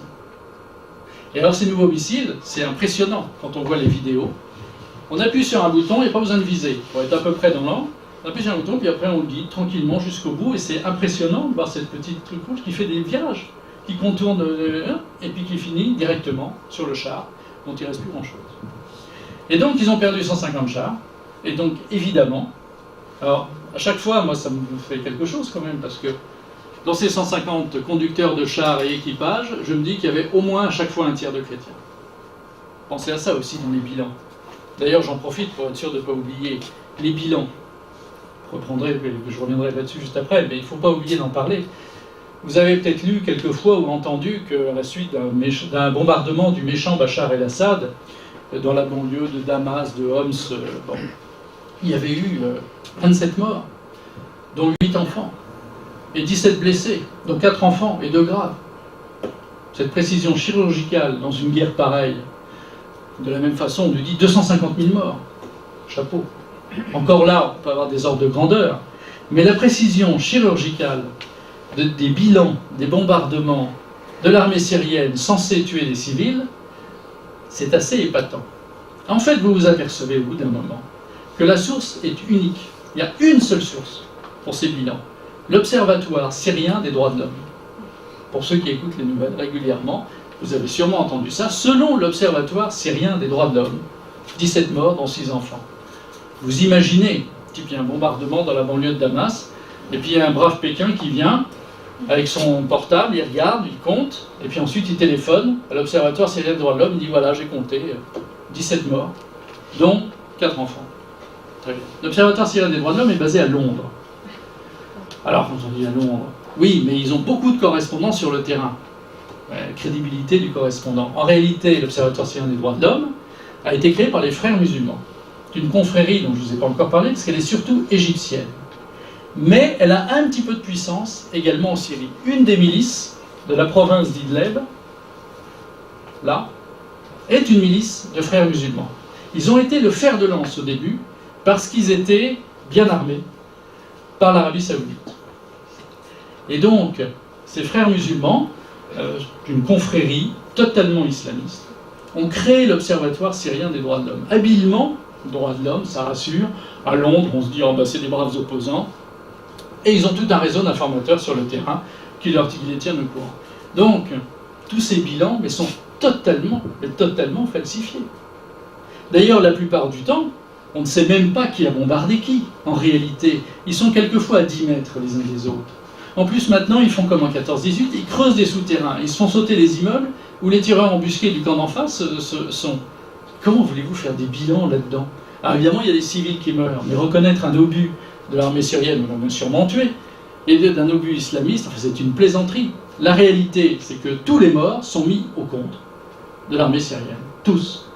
Et ça permet de faire la rengaine éternelle, cet homme qui tue son propre peuple. C'est extraordinaire. C'est une guerre civile, d'abord, au départ. Donc évidemment, dans une guerre civile, on ne tue pas le peuple d'à côté. On tue son propre peuple et on se fait tuer par son propre peuple selon les camps. Mais de toute façon, aujourd'hui, ça n'est plus une guerre civile. Et on ne tue pas son propre peuple. Puisque, aujourd'hui, l'État islamique est composé d'environ 20 000 combattants, auxquels vous rajoutez 20 000 informateurs. Informateurs plus qu'informateurs, d'ailleurs, plus 20 000 aides, en quelque sorte. C'est-à-dire que, à tel ou tel endroit, telle section, en quelque sorte, de l'État islamique, sait que dans tel village, il y a telle ou telle maison, ou telle partie du village, ou même le village entier, sur qui il peut se reposer. Tout ça fait 20 000 plus 20 000.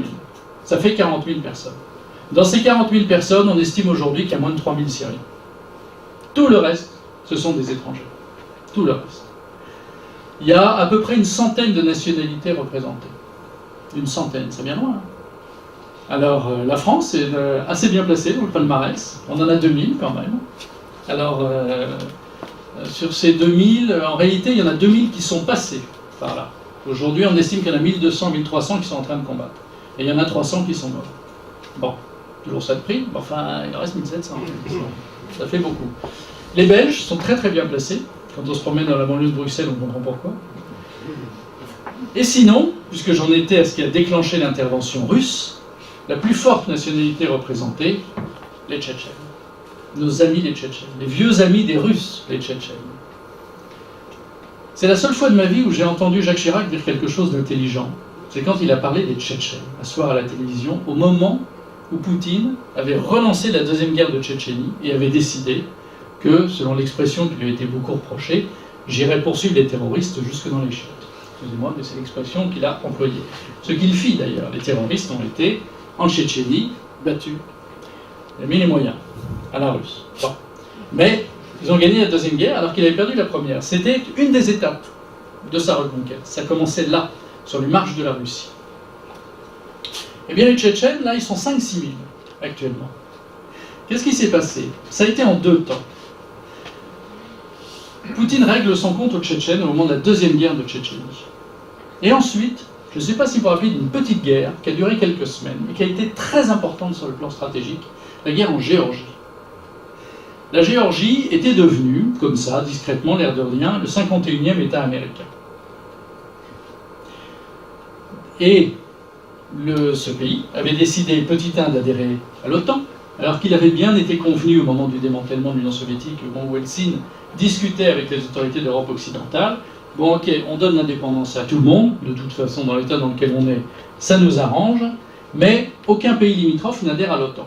Il y a quand même des souvenirs de guerre froide, c'est quand même un peu compliqué, et puis malgré tout, même si on devient plus ou moins démocrate quand même, États-Unis, Russie, il y aura toujours une rivalité pour une domination stratégique, de toute façon. Et donc c'était convenu comme ça, top là. Ouais, top là, rien du tout. Tout le monde est membre de l'OTAN autour de la Russie aujourd'hui. Alors les Russes n'ont rien dit pour la Pologne. Quand la Pologne a élu un gouvernement libéral à la place du gouvernement dit populiste, brillante expression sur laquelle on pourrait s'arrêter 5 minutes, mais enfin là, le temps va me manquer et Bernard va me regarder d'un air sévère au bout d'un moment.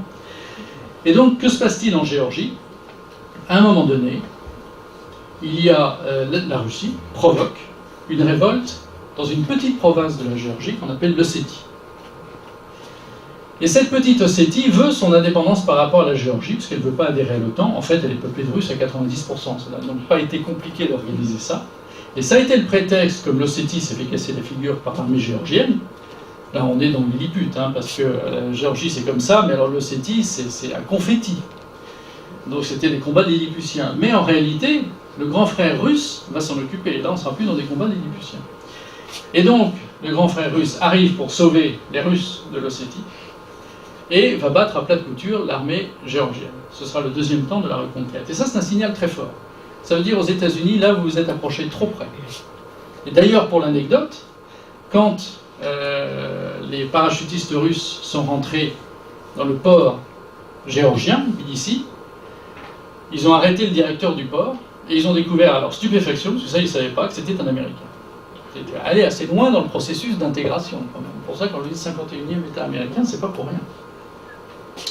Et donc, les Tchétchènes dans l'affaire, pour se venger de Poutine et de leur défaite, et de l'anéantissement du Grozny, la capitale de la Tchétchénie, qu'il faut connaître, quand même sévèrement dégusté, eh bien ils ont été aider l'armée géorgienne. C'est surréaliste de voir des Tchétchènes aux côtés de Géorgiens, comme ça que ça s'est passé. Et là, ils ont continué leur combat.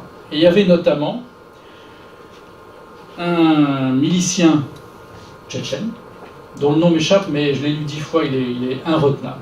Donc vous me pardonnerez, je n'ai pas pu le retenir. Un grand géant roux, qui dirigeait une brigade de 3-4 000 hommes tchétchènes.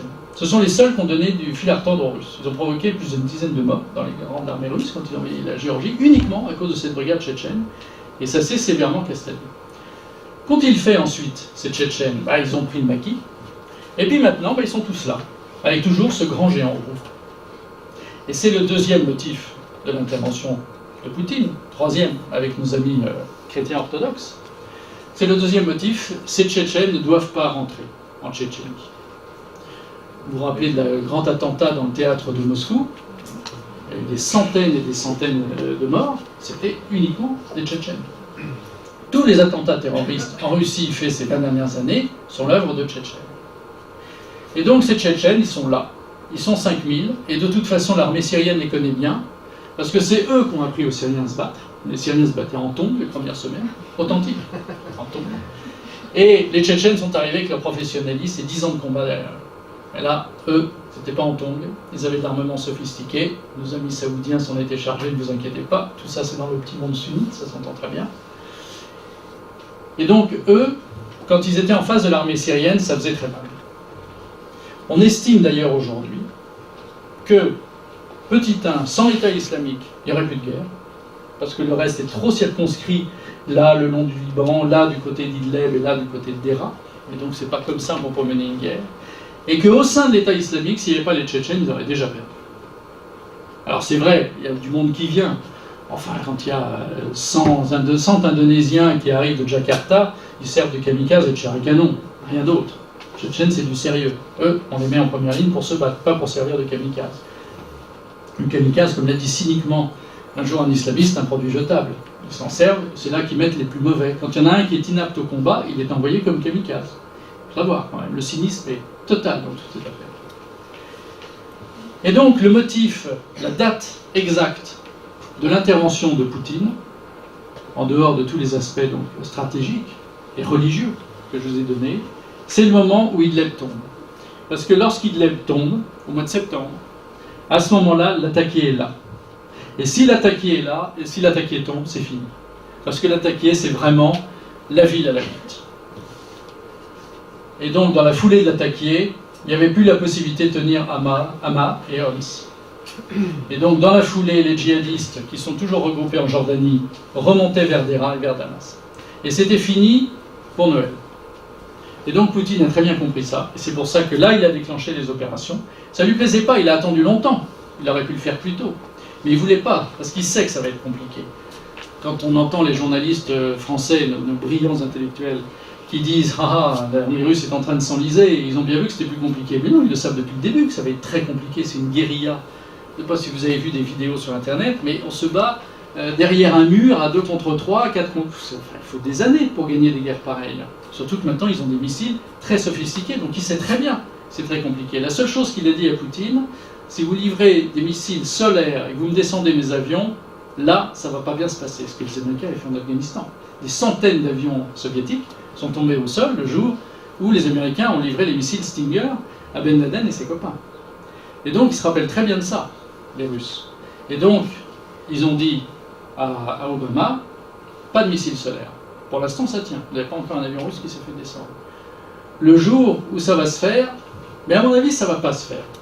Parce que Obama ne s'appelle pas Bush. Et c'est une chance pour les chrétiens d'Orient. Parce que il y aurait un Bush au pouvoir, aujourd'hui il n'y aurait déjà plus de chrétiens d'Orient. Le père Bush a eu la brillante idée d'envahir l'Irak, parce que l'Irak avait envahi le Koweït. Bon, ça encore, il dit non, le pétrole du Koweït, tu l'auras pas, machin. Bon, admettons. Mais il s'est retiré.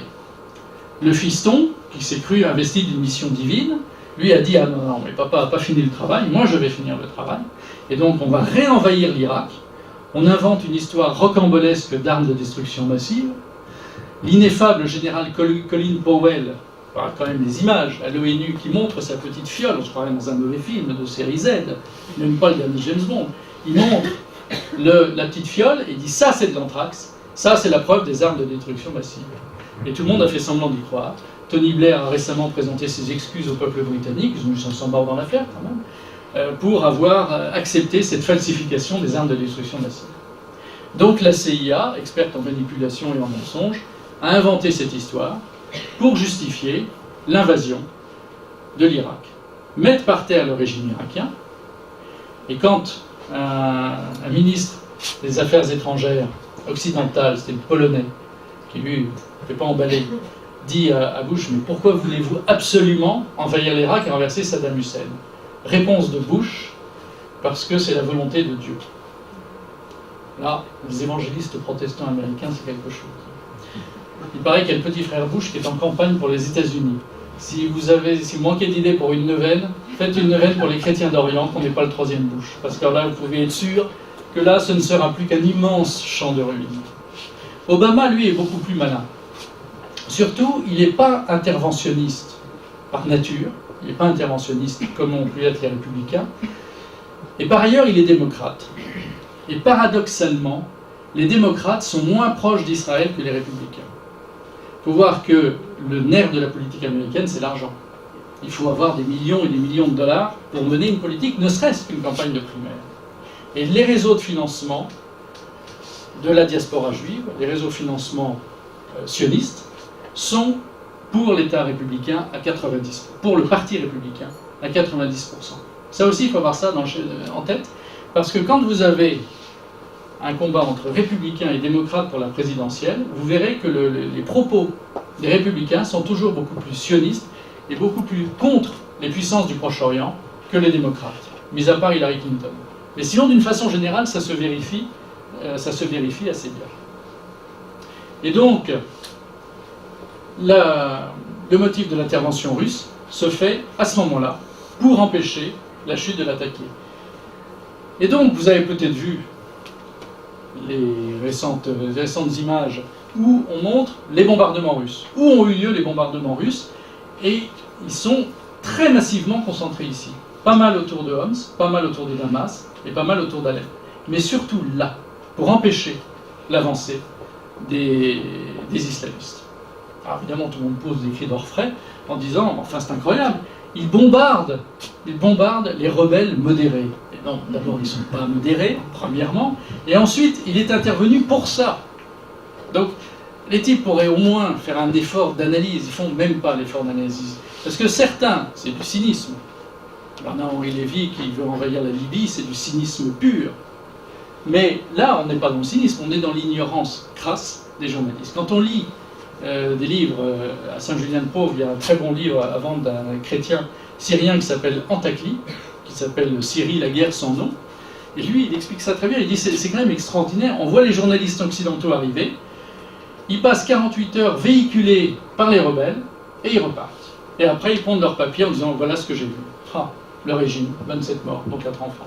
Voilà, on en est là de pas seulement la désinformation, qui est une désinformation voulue, organisée, mais il y a également une ignorance crasse, et surtout le refus de voir la réalité. Puis on ne peut même pas trop s'intéresser aux chrétiens d'Orient. Il y avait eu un beau livre sorti il y a 25 ans de Jean-Pierre Péroncé-Lugos qui s'appelait Une croix sur le Liban. C'était au moment où les chrétiens du Liban étaient menacés, par les Syriens d'ailleurs. Les retournements d'alliances sont complexes quelquefois. Eh bien, un responsable socialiste de l'époque avait dit à ce journaliste qui a écrit ce livre « Oui, de toute façon, le Liban, il faut faire une croix dessus. Oh, une croix, ça fera plaisir aux chrétiens. » Voilà le cynisme des gens qui nous gouvernent. Et des gens comme Fabius et Hollande sont exactement dans la même logique. Enfin, Hollande. Fabius, non. Fabius, c'est un sioniste. Il est dans sa logique de protection absolue de l'État d'Israël, comme sont les États-Unis. Bon, pas de jugement, il suffit juste de le savoir. Et donc, ce morcellement va parfaitement convenir à tout le monde. Parfaitement. On sauve la face, en empêchant que les chrétiens soient égorgés jusqu'au dernier. Donc on va garder cette partie-là, à la huito-chrétienne. Là, ça va être une sorte d'État islamique, qui permettra de faire passer le gazoduc. Et là, vous aurez un État kurde. C'est à ça qu'ils rêvent. Et donc c'est ça dont les Russes ne veulent pas. D'abord eux, parce qu'ils ne veulent pas de gazoduc, parce qu'ils pensent aussi quand même à leurs intérêts, le gazoduc. Ils passent par la Turquie pour aller alimenter l'Europe, et ça va très bien pour l'instant. Et c'est pour ça que dans ce jeu diplomatique extrêmement complexe, avant d'intervenir, pourquoi on savait que Poutine allait intervenir? Parce qu'il a passé son mois d'août et son mois de septembre, l'intervention a lieu le 30 septembre, il a passé son mois d'août et son mois de septembre à rencontrer tout le monde. Le Turc, Erdogan, il l'a vu, il a discuté, il lui a probablement annoncé. Le Saoudien, l'Iranien, l'Américain. Pas le français, parce que ça ne sert pas à grand-chose.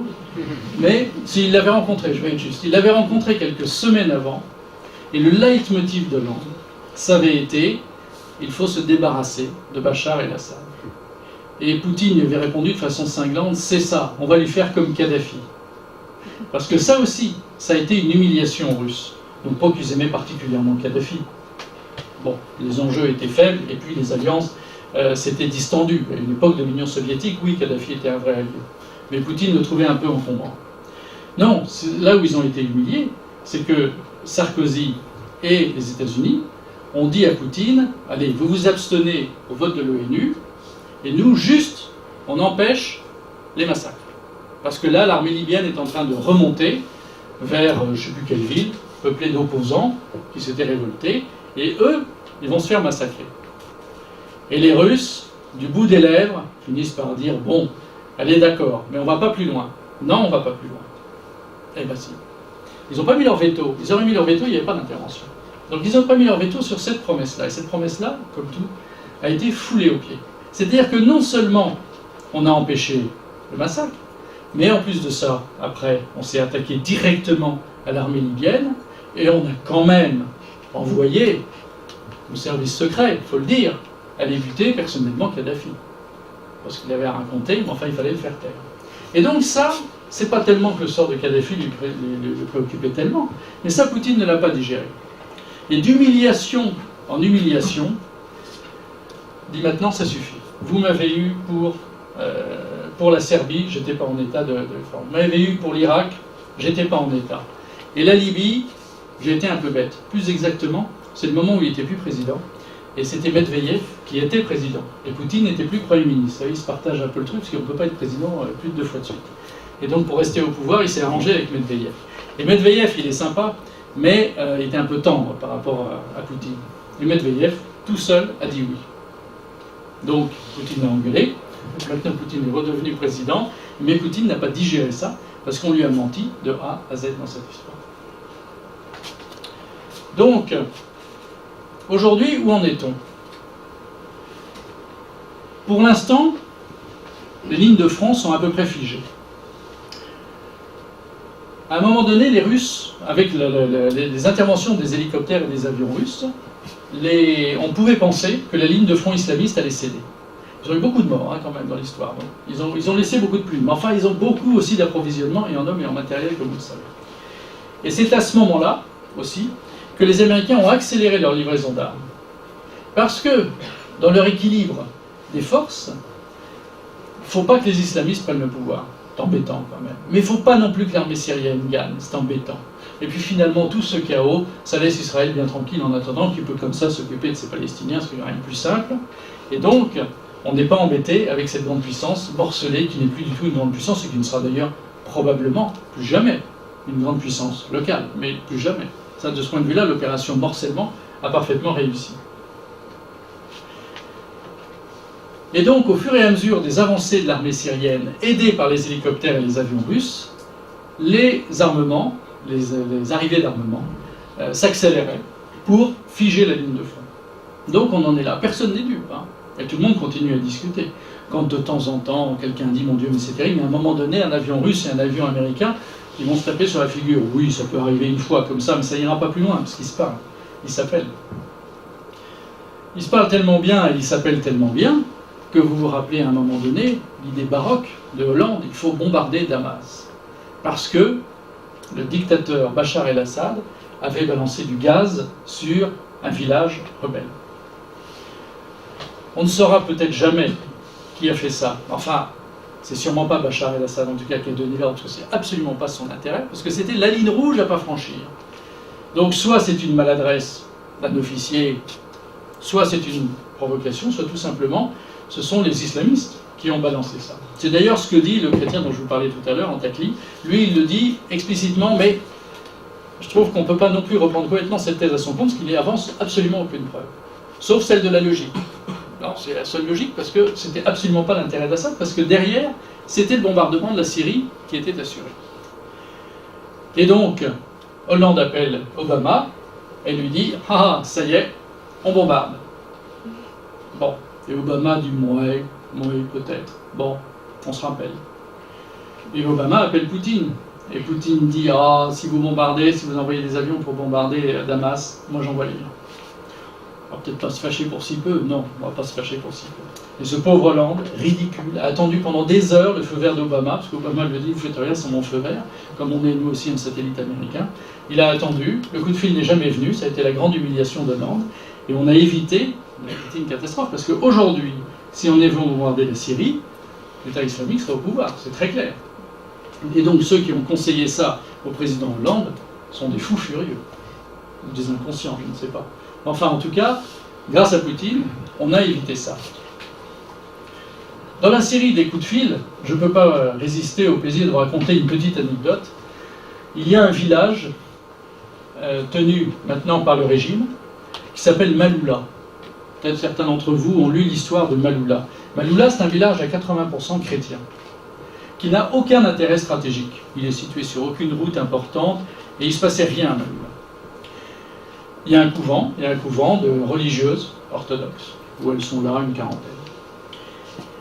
Plusieurs églises, et donc 70 ou 80% de chrétiens.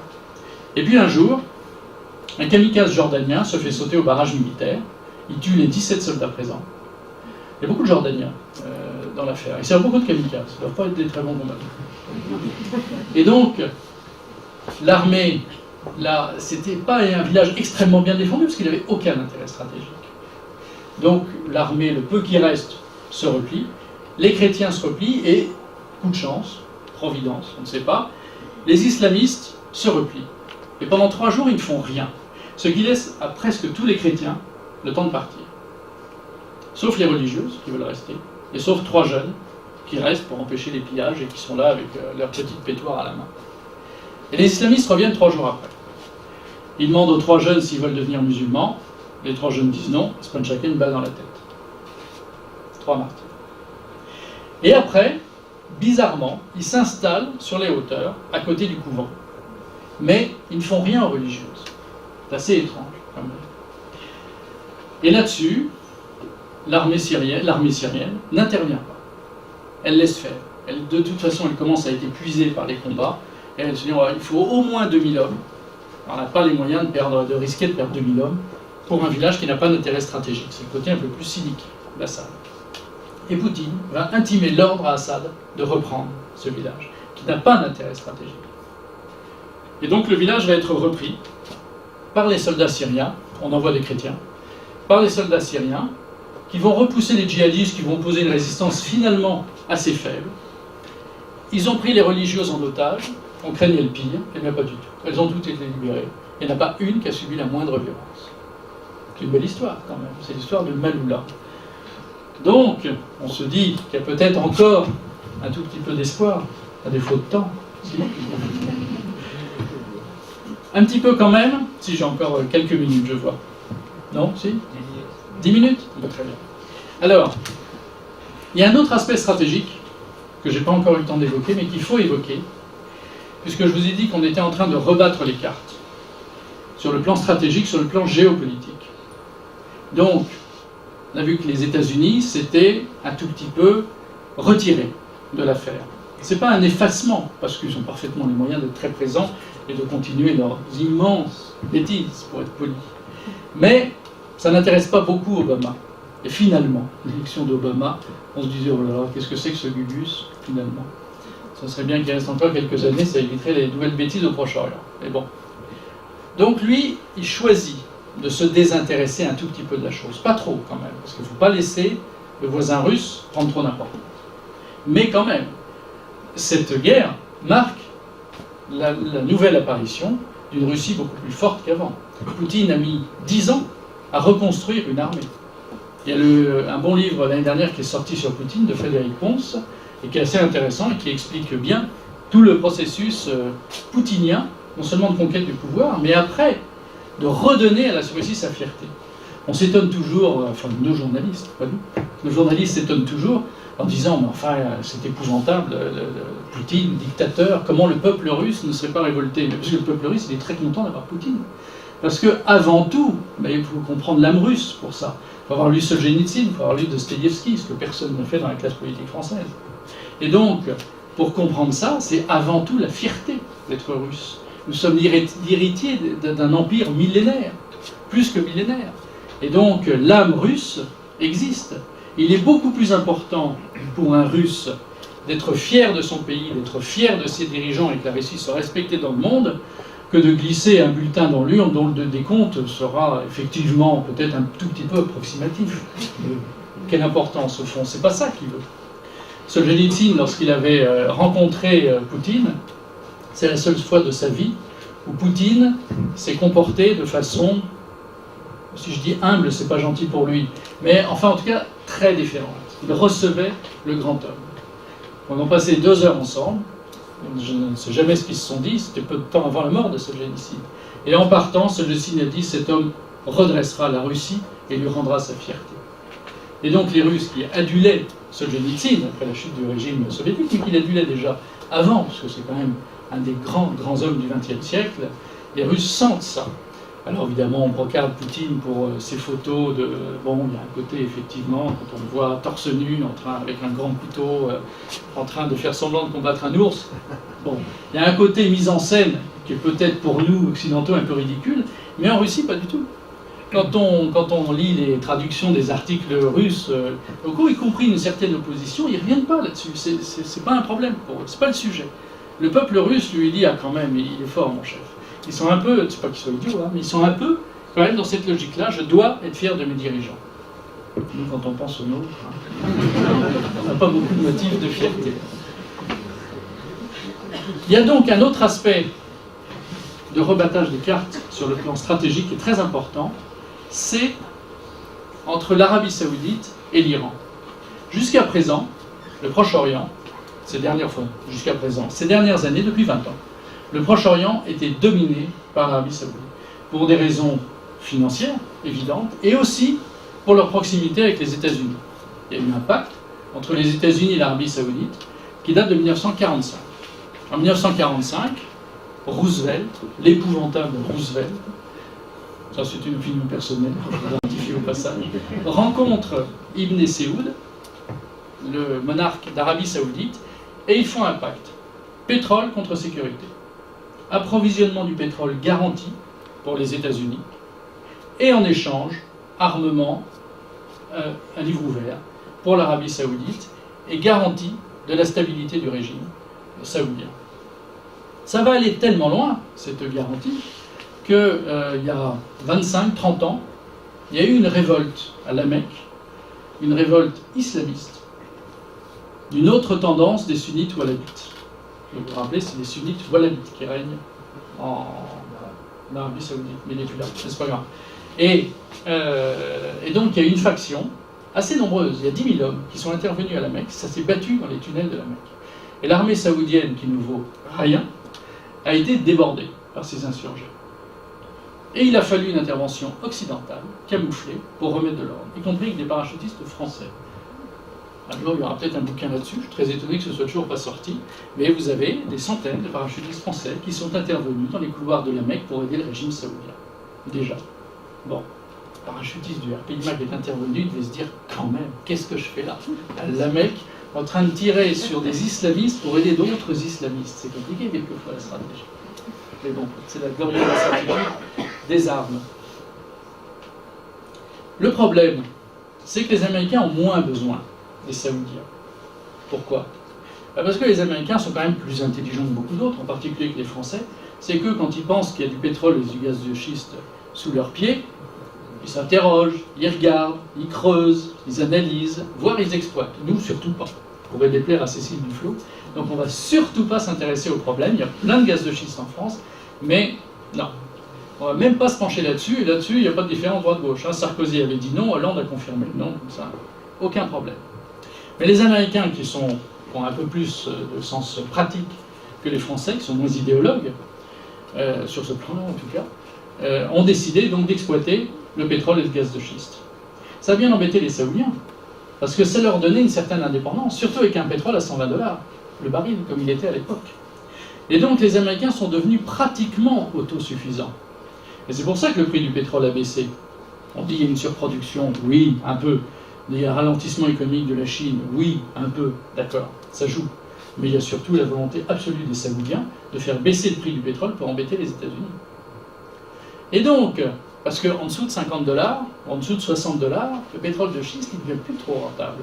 D'ailleurs, les 3/4 des entreprises américaines spécialisées en pétrole de schiste ont fait faillite depuis la chute du prix du baril. Et donc, les Américains aimeraient bien que ça remonte, les Russes aussi.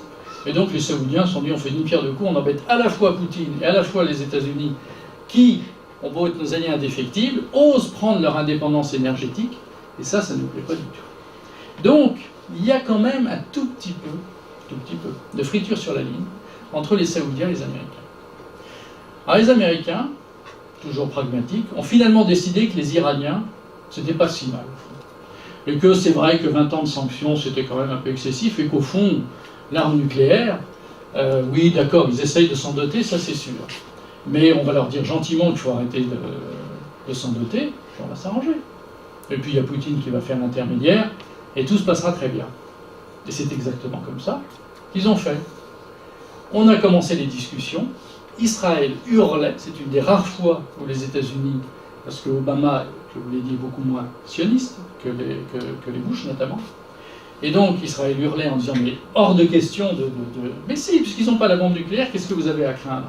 Ben si, ils ont une chose très précise à craindre, c'est que l'Iran redevienne une grande puissance. Avec 80 millions d'habitants, et une bourgeoisie iranienne très évoluée, ce sont des Perses les Iraniens, ça a été une très grande puissance. Alors d'accord, l'Empire perse s'est effondré, ce qui d'ailleurs, entre parenthèses, a eu des conséquences tragiques. Je fais une toute petite parenthèse là-dessus.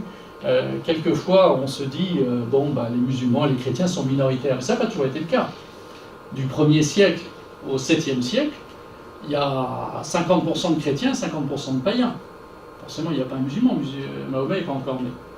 Et donc, c'est après la mort de Mahomet. Mahomet meurt en 632, c'est facile à retenir, c'est 100 ans avant la bataille de Poitiers. Et donc, Mahomet meurt en 632, et en 634, les tribus qui sont devenues musulmanes, décident d'étendre l'empire. Déjà, enfin l'empire, la toute petite chose qu'ils sont autour de Médine et de la Mecque, c'est tout. Et donc ils décident de se tailler en empire. Et ils vont avoir beaucoup de chance, et nous, beaucoup de malchance, c'est qu'ils vont tomber sur la fin de la guerre entre l'empire byzantin et l'empire perse. Ils se faisaient la guerre depuis 30 ans. Ils sont sortis de là épuisés, les Perses vaincus et les Babyloniens vainqueurs, mais en réalité victoire à la Pyrrhus. Ils sont tous totalement épuisés. Et donc ces armées arabes, courageuses, intelligentes, ayant des stratégies assez habiles, avec en face des gens qui n'ont plus tellement envie de se battre et qui ont abandonné une bonne partie avec de toutes petites garnisons, y compris des villes comme Damas, intégralement chrétiennes, Bagdad, intégralement chrétienne, Jérusalem. Toutes ces villes étaient totalement chrétiennes. Comme disent les supporters de foot, normalement on est chez nous ici. Hein. Bon, on s'est fait prendre le truc, c'est de notre faute. Mais voilà, enfin c'est la faute de l'Empire byzantin. Mais bon, je dis nous parce que voilà, on doit assimiler quand même un petit peu toute cette histoire chrétienne. Et donc c'est à partir de ce moment-là que c'est devenu musulman. Il faut pas oublier ça. À l'origine, ce sont des terres totalement chrétiennes. Et d'ailleurs, quand on dit mais ça s'est fait en douceur, c'est pas vrai. Les premières villes qui ont résisté, tout le monde s'est fait égorger. Enfin, les hommes se sont fait égorger. Les femmes ont été réduites en esclavage et les enfants, esclavage, vous imaginez toutes les formes d'esclavage, ils ont toujours été spécialisés de ce genre de choses. Et les enfants, eux, comme les janissaires de l'Empire ottoman, conversion forcée, éducation musulmane. Donc au bout d'un moment, forcément, on leur ouvrait les portes, parce que de toute façon, ils n'avaient pas les moyens de résister. Et donc c'est pour ça qu'il y a des historiens, j'ai lu dans plusieurs livres d'histoire, et d'ailleurs la conquête s'est faite rapidement, parce que le terrorisme fiscal de l'Empire byzantin était insupportable. C'est vrai que pour financer la guerre, les impôts étaient élevés, mais à ce compte-là, bon, depuis il y en a qu'on fait mieux, d'une part, et puis d'autre part, il n'y avait pas du tout de terrorisme de la part de l'Empire byzantin. Du moment qu'on ne se mêlait pas de religion et du moment qu'on ne se mêlait pas de politique, il n'y avait aucun problème, et les élites qui voulaient s'intégrer politiquement n'avaient aucune difficulté à le faire. Simplement, c'était les premières villes qui ont été exterminées, et notamment à Damas. À Damas, le siège a duré 8 mois, avant que Damas tombe aux mains des musulmans. Et il y avait une très grande cathédrale à Damas, qu'on ne connaîtra du coup jamais, cathédrale Saint-Jean, qui a été rasée dès le lendemain de la prise, et on a construit une très grande mosquée à la place, c'est la fameuse grande mosquée des Omeyyades, qui est aujourd'hui à moitié rasée. Signe du destin, mais enfin quand même, c'est dommage qu'elle soit à moitié rasée, c'est là qu'est conservé le chef de Saint-Jean-Baptiste, notamment. Donc, parce que ça a toujours été un tout petit peu compliqué les relations entre musulmans et chrétiens en Syrie, à certains moments, et j'ai lu ça aussi dans des mémoires de certains chrétiens d'Orient, il y a des sunnites qui ont des images de la Vierge chez eux. C'est compliqué. Et quand l'État islamique rentre dans une maison sunnite qui voit l'image de la Vierge, il tue tout le monde, et il fracasse l'image de la Vierge, persuadé qu'ils ont affaire à des chrétiens. Et puis au bout d'un moment, on leur a dit « Ah mais non, ceux-là ils étaient sunnites, pourquoi ils ont l'image de la Vierge ?»« Ah mais parce que la Vierge est respectée dans tout le Proche-Orient. » C'est comme ça, le manteau de la Vierge, c'est la mère de l'humanité. D'accord, c'est pas la mère de Dieu, mais c'est la mère de l'humanité. C'est compliqué. L'Orient est très compliqué. Je ne reviens pas sur la seule phrase, etc. Et donc, je reviens sur... je finis presque. Sur... oui, Bernard commence à me regarder. Bon. Sur l'Iran et l'Arabie Saoudite, la résurgence de la puissance iranienne est très importante et très inquiétante pour l'Arabie Saoudite. Parce que ça veut dire qu'il va y avoir, si on peut revenir juste sur la carte générale, non, générale, oui, voilà. Eh bien, ça veut dire, c'est le rêve de l'Iran, de consolider le pouvoir irakien et de sauver le régime syrien. Et vous avez un axe chiite qui se fait là. Inacceptable pour les Saoudiens et les Qataris, donc ça va être très intéressant à suivre. Et de ce point de vue-là, c'est pour les chrétiens d'Orient une très bonne nouvelle. Cela étant, les chrétiens d'Orient sont quand même mal partis. Ils ont toujours été plus ou moins persécutés. Il y a eu des persécutions plus fortes à certains moments. En 1865, les Druzes ont égorgé plusieurs milliers de chrétiens à Damas. Il a fallu l'intervention de l'émir Abdelkader, qui a une connaissance de la conquête d'Algérie, qui avait été exilé à Damas, à sa demande. Les Français ont dit, bon, comme ça avait été un noble adversaire, lui, il n'égorgeait pas ses prisonniers. Et réciproquement, d'ailleurs. Et donc, lui, il avait choisi Damas, il était là. Et il avait toujours eu de bonnes relations avec la communauté française. Et quand les massacres ont commencé, organisés par les Ottomans et armés par les Anglais, bien, jamais oublié ça, le perfide Albion, eh bien, qui est intervenu pour sauver des milliers de chrétiens dans Damas? Abdelkader. Mais il y en a quand même eu beaucoup qui sont morts, y compris au Liban, dans la plaine de la Bekaa, toujours par les Druzes. Et ensuite, tout au long du XXe siècle, les persécutions vont avoir lieu régulièrement. Mais là, l'invasion de l'Irak, d'une part, qui a divisé le nombre de chrétiens par 2 en Irak. On est passé même plus que 2. On est passé de 500 000 à 200 000 à cause de cette invasion.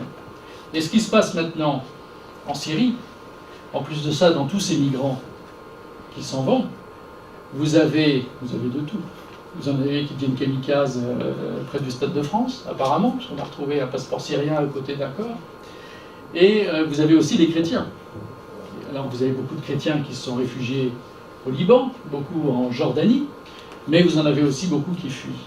Et souvent, ce sont quand même des chrétiens des classes moyennes. Et donc ça va terriblement manquer à la Syrie, ça va terriblement manquer aux chrétiens d'Orient. Donc, si vous voulez, à vue humaine, aujourd'hui, les chrétiens d'Orient sont mal partis. Trop peu nombreux, divisés en plus, contrairement à ce qu'on pourrait croire, les querelles byzantines ne sont pas tout à fait absentes, l'influence de Byzance a dû être importante, et les conciles d'Éphèse ou de Chalcédoine qui ne nous parlent pas beaucoup, ça leur parle toujours, en tout cas chez les intellectuels chrétiens syriens. Mais le problème, c'est que les forces vives sont parties. Ils ont eu beaucoup de morts dans l'armée syrienne, et puis les forces vives sont en train de partir. Et donc ça va être très difficile. Ceux qui restent, ce sont les religieux, les prêtres et les moines, qui supplient les chrétiens de rester. Et vous avez donc des associations qui sont l'œuvre d'Orient, de l'aide alimentaire, les SOS chrétiens d'Orient surtout, qui font un travail remarquable pour essayer d'aider les chrétiens syriens à rester. Mais évidemment, au milieu d'une guerre aussi dure et aussi violente, c'est assez difficile. Donc à vue humaine, on peut être qu'assez pessimiste. Mais je ne veux pas finir sur une note trop pessimiste, et donc je vais finir sur une note d'espoir en vous racontant une anecdote qui s'est passée la semaine dernière à Alep. La dernière église d'Alep ouverte, la dernière. Il y a un dimanche matin 400 personnes qui sont dans l'église. Et le prêtre donne la communion dans les talafs. Et un obus arrive sur la coupole de l'église. Et cet obus n'explose pas, sinon tout le monde serait mort. Il rebondit sur la coupole et explose à l'arrière de l'église.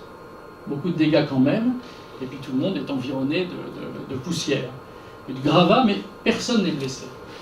Les fidèles s'affolent, veulent sortir, et les prêtres sont là en disant « Non, non, non, non.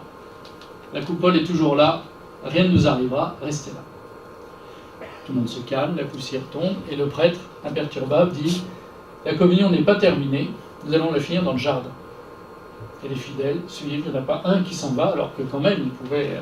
Bon.